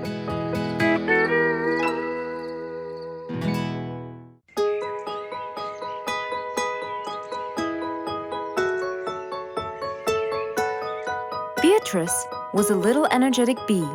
She wakes up early, eats her breakfast, and checks on her honey. Then she goes out to collect some nectar. That smells great. I'll take some from here. Wow, that looks fresh. Here's my favorite type. And so, she went collecting all the nectar she needed, and when she was all done, she went back home. But as Beatrice came closer and closer, she could see that someone had been to the hive. Oh no! My honey! It's all gone! Who could have done this? Beatrice looked right and left, but no one was there. Sadly weeping with grief, she went to the place where she might find relief. Oh, Beatrice, how have you been? Mr. Fox! Beatrice, what happened? Someone stole my honey and destroyed my hive! Who would do such a horrible thing? I have no idea! I was out collecting nectar, and when I came back, I found... Calm down now, calm down. I don't know what I should do. Mr. Fox felt sorry for Beatrice. He kept thinking of a way to prevent this from happening again. Aha! I got it! You know who did this? No, but I can prevent this from happening again. Really? Really? Come with me. At once, Mr. Fox ran to his workshop. He grabbed some steel, some wooden plates, and his toolbox. He then hopped into his car with Beatrice by his side and drove away.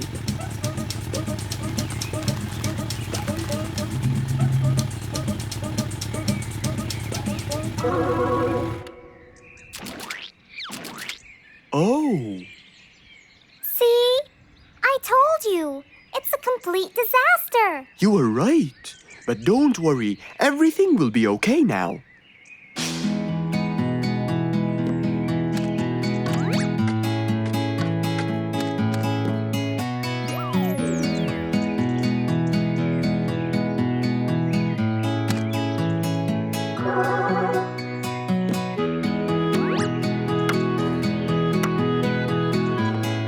Mr. Fox started to work.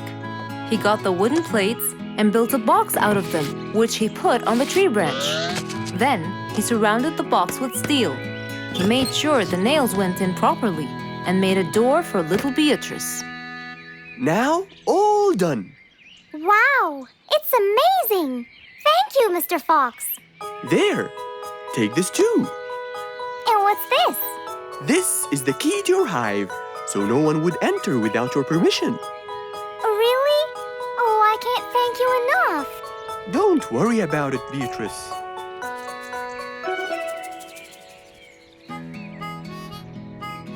Here, Mr. Fox, this is for you.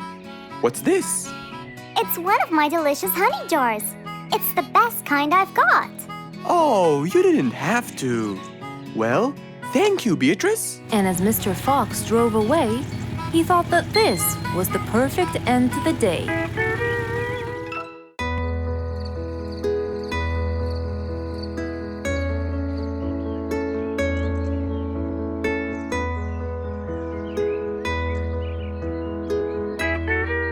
It was a bright, early morning. Mr. Fox woke up and went to wash his face.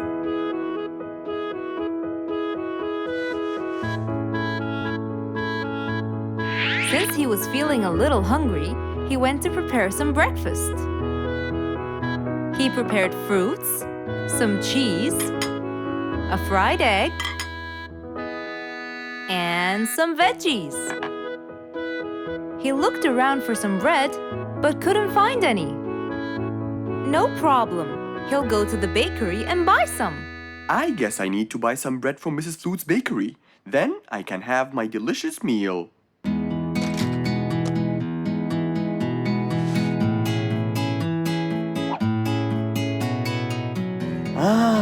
I'm very hungry.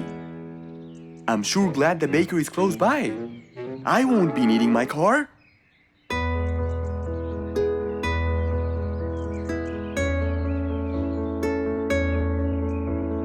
Mr. Fox decided to walk to the bakery. He really enjoyed the early morning breeze. And on his way... Good morning, Mr. Fox! Oh, Mr. Falcon! How are you? Are you getting enough sleep? Yes, I can sleep most anywhere now, and it's all thanks to you, Mr. Fox. Glad to hear that, my friend. See you around.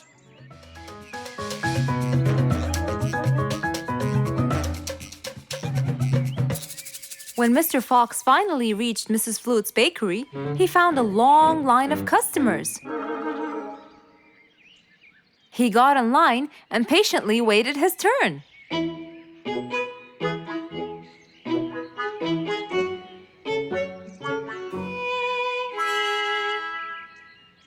Wow!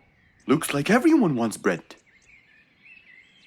Slowly, the line was moving up, and Mr. Fox got closer and closer till he finally reached the counter, where a very tired Mrs. Flutes was waiting. He was her last customer. Hello, Mr. Fox. Here you go. Hello, Mrs. Flutes. You look really tired.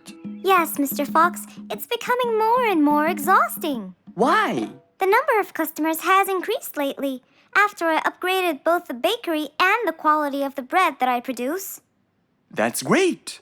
I know it's great, Mr. Fox, but the thing is, the rate of bread production is really low. Well, compared to the number of customers, that is. But why is the rate of production low? Well, Mr. Fox, grinding the wheat takes loads of time and effort. Sometimes it takes over a day or so. That's basically why everything else gets delayed. What should we do to solve this problem? Okay, Mrs. Flutes, I will head home now and eat my breakfast and try to think of a solution. And I'd like you to pass by my house tonight. I'm sure I'd figure something out by then. Really, Mr. Fox? I can't wait to hear your solution. I'll come by your house as soon as I get off work. Okay, see you later, Miss Flutes. See you later, Mr. Fox. Mr. Fox went back home to have his breakfast. Miss Flute's bakery is truly the best. I have to solve this problem or she won't be selling any more delicious bread. With that in mind, Mr. Fox went to his workshop to give it some thought.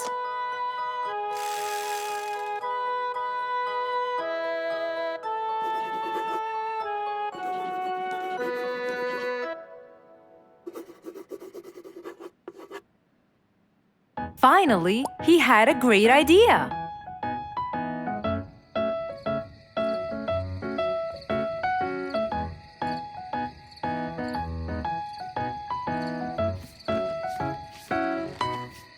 That was a long day. I should head straight for Mr. Fox. I'm sure he would have solved my problem by now.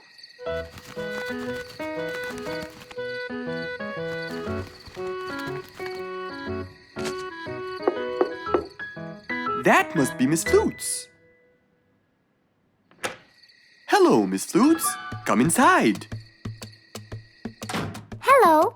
Were you able to find a solution to my problem, Mr. Fox? Well, why don't you try this new invention? A new invention for me? That's right. I made it specially for you. That's wonderful. It's a grinding machine to help you grind wheat quickly. Brilliant. But how will it help me? This machine is used to increase the rate of grinding the wheat, which is used to make the bread. So you can use it to grind a whole kilogram in no more than 5 minutes. And with that, the amount of time needed will decrease, and you won't be too exhausted. I'm really grateful to you, Mr. Fox. I have no words to express my gratitude. Friends help each other, Miss Flutes. You're really kind and generous, Mr. Fox. I want you to start using this new device tomorrow, and I will call you to check in every once in a while. Okay, Mr. Fox, I will. I'll be going now. Thank you again. Goodbye, Miss Flutes, and have a good night. And so, Mr. Fox waved goodbye to Mrs. Flutes. Then, he sat on his comfortable sofa. He looked out his window and admired the jungle he lived in for so long. He happily thought to himself, I love helping my friends.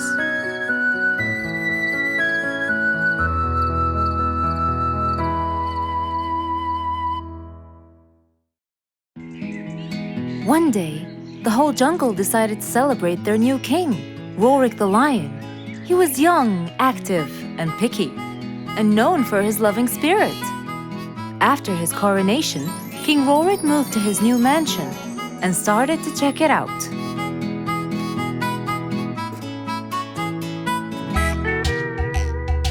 Great, and that's my throne, right? Exactly, Your Honor. Well, I'd better check it out.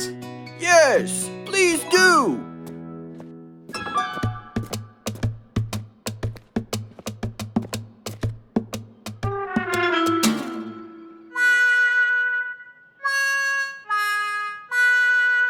Ah, timber! That's too uncomfortable. But Your Honor, it was made especially for you. Not good enough. With a sad look on his face, Timber went to call Mr. Fox and ask him for help. Meanwhile, Mr. Fox had just finished his morning exercises and was heading back home.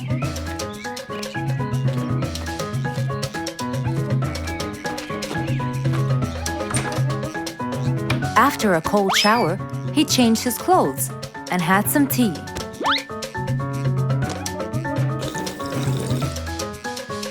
Then, he quickly read about the king's coronation in the newspaper.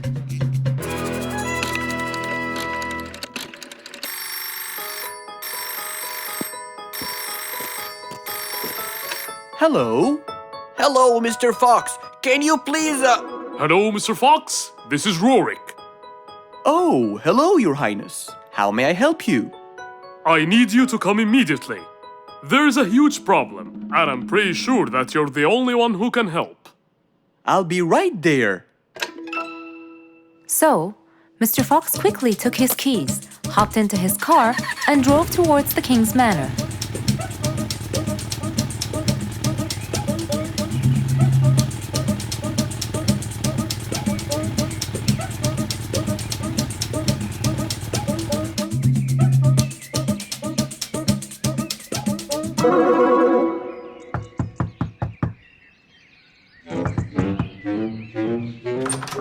hello, Mr. Fox? One moment, please. Your Majesty, Mr. Fox has just arrived outside requesting an audience. Of course. Let him in. Come in, Mr. Fox. His Majesty is waiting for you. Good morning, Your Highness. What seems to be the problem? Oh, Mr. Fox. Good, you came quickly. Always at your service.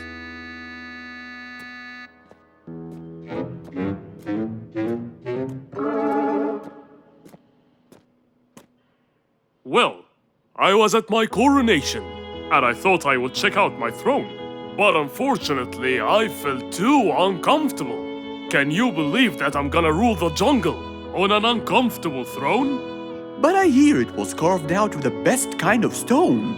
But it still hurts my back. Oh my! Anyway, I've decided to design my own throne. What a great idea! But I need your help to make it as soon as possible. It will be my pleasure, Your Highness.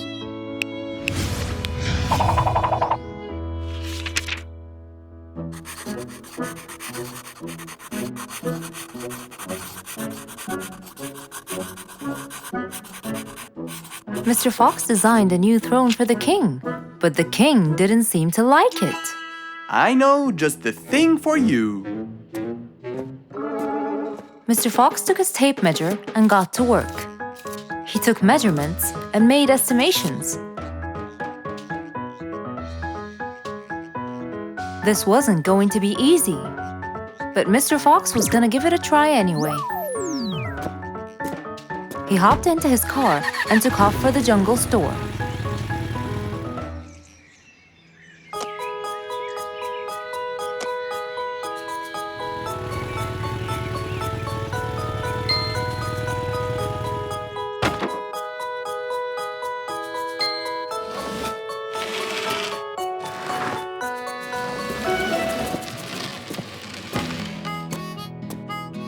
All done. Can you please try it now? Wow! That's exactly what I wanted. Glad you liked it, Your Highness.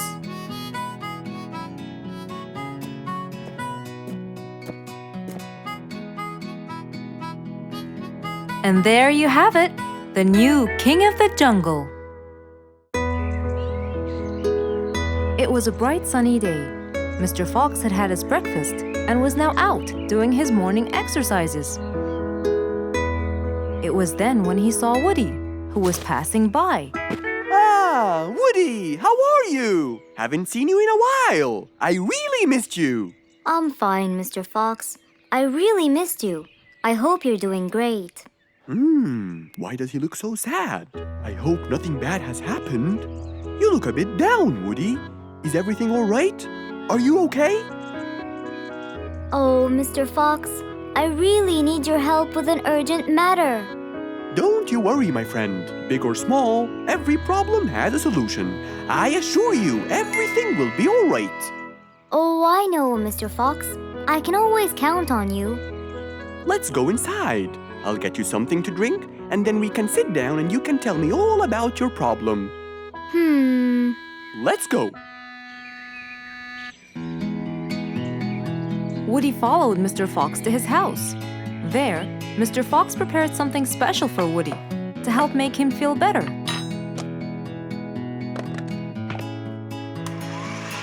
I made you some fresh orange juice. This will help you relax and cheer you up. Oh, you're very generous. I love orange juice. Thank you.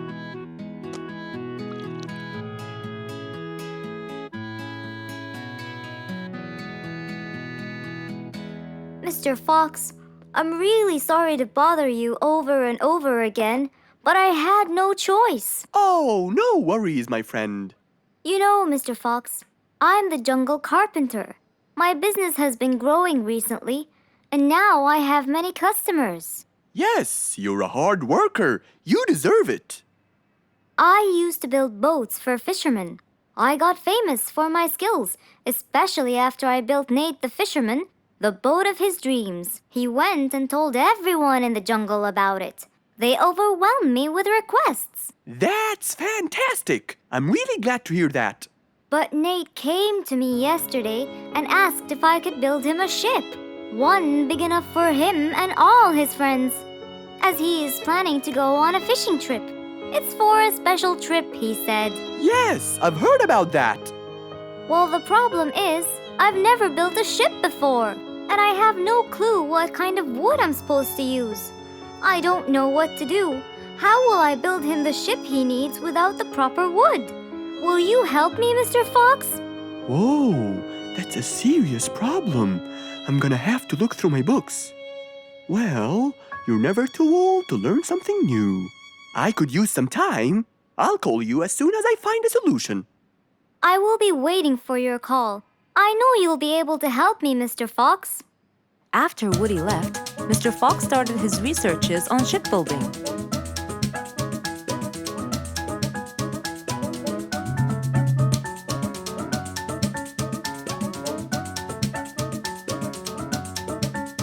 After hours and hours of hard work, he finally got it. Yes! I've got it! But what did he get? We'll find out in the next episode.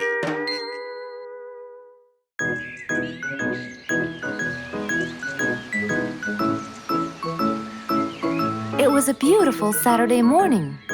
Since the sun was shining and the weather was nice, Mr. Fox thought it was perfect for morning exercise.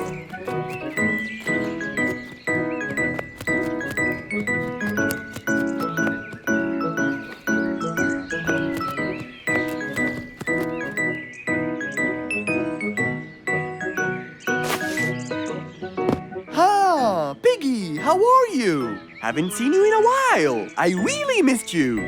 I'm fine, Mr. Fox. I really missed you too. I hope you're doing great. Why does he look so sad? I hope nothing bad has happened. You look a bit down, Piggy. Is everything all right? Are you okay? Oh, Mr. Fox, I really need your help with an urgent matter. Don't you worry, my friend. Big or small, every problem has a solution. I assure you, everything will be all right. Oh, I know, Mr. Fox. I can always count on you. Let's go to my house. I'll get you something to drink, and then we can sit down and you can tell me all about your problem. Let's go. With that said, both of them headed off to Mr. Fox's house. So, Piggy, tell me what's the problem? I keep trying to grow a plant in my garden, but it keeps dying. Do you give the plant enough water? Yes, every day. Well, how about the sun? Do you keep it in an open sunny area? Yes, I do. I plant it in my garden. Looks like I'll have to come with you to find out what the problem is. Wait here for a moment, please. So, without further delay, Mr. Fox changed his clothes and got ready. Then, they both got into the car and drove off to Piggy's house.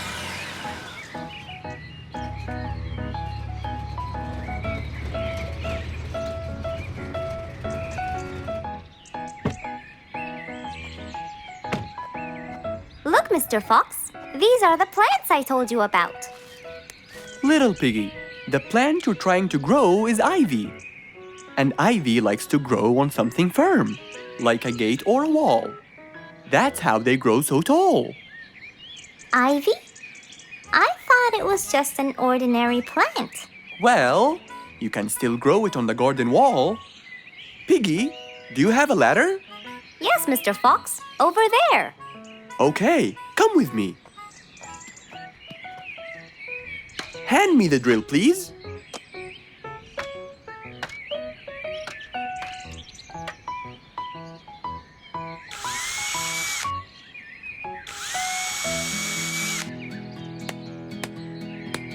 After drilling the holes and hammering the nails, Mr. Fox hung the ivy plant all across the wall.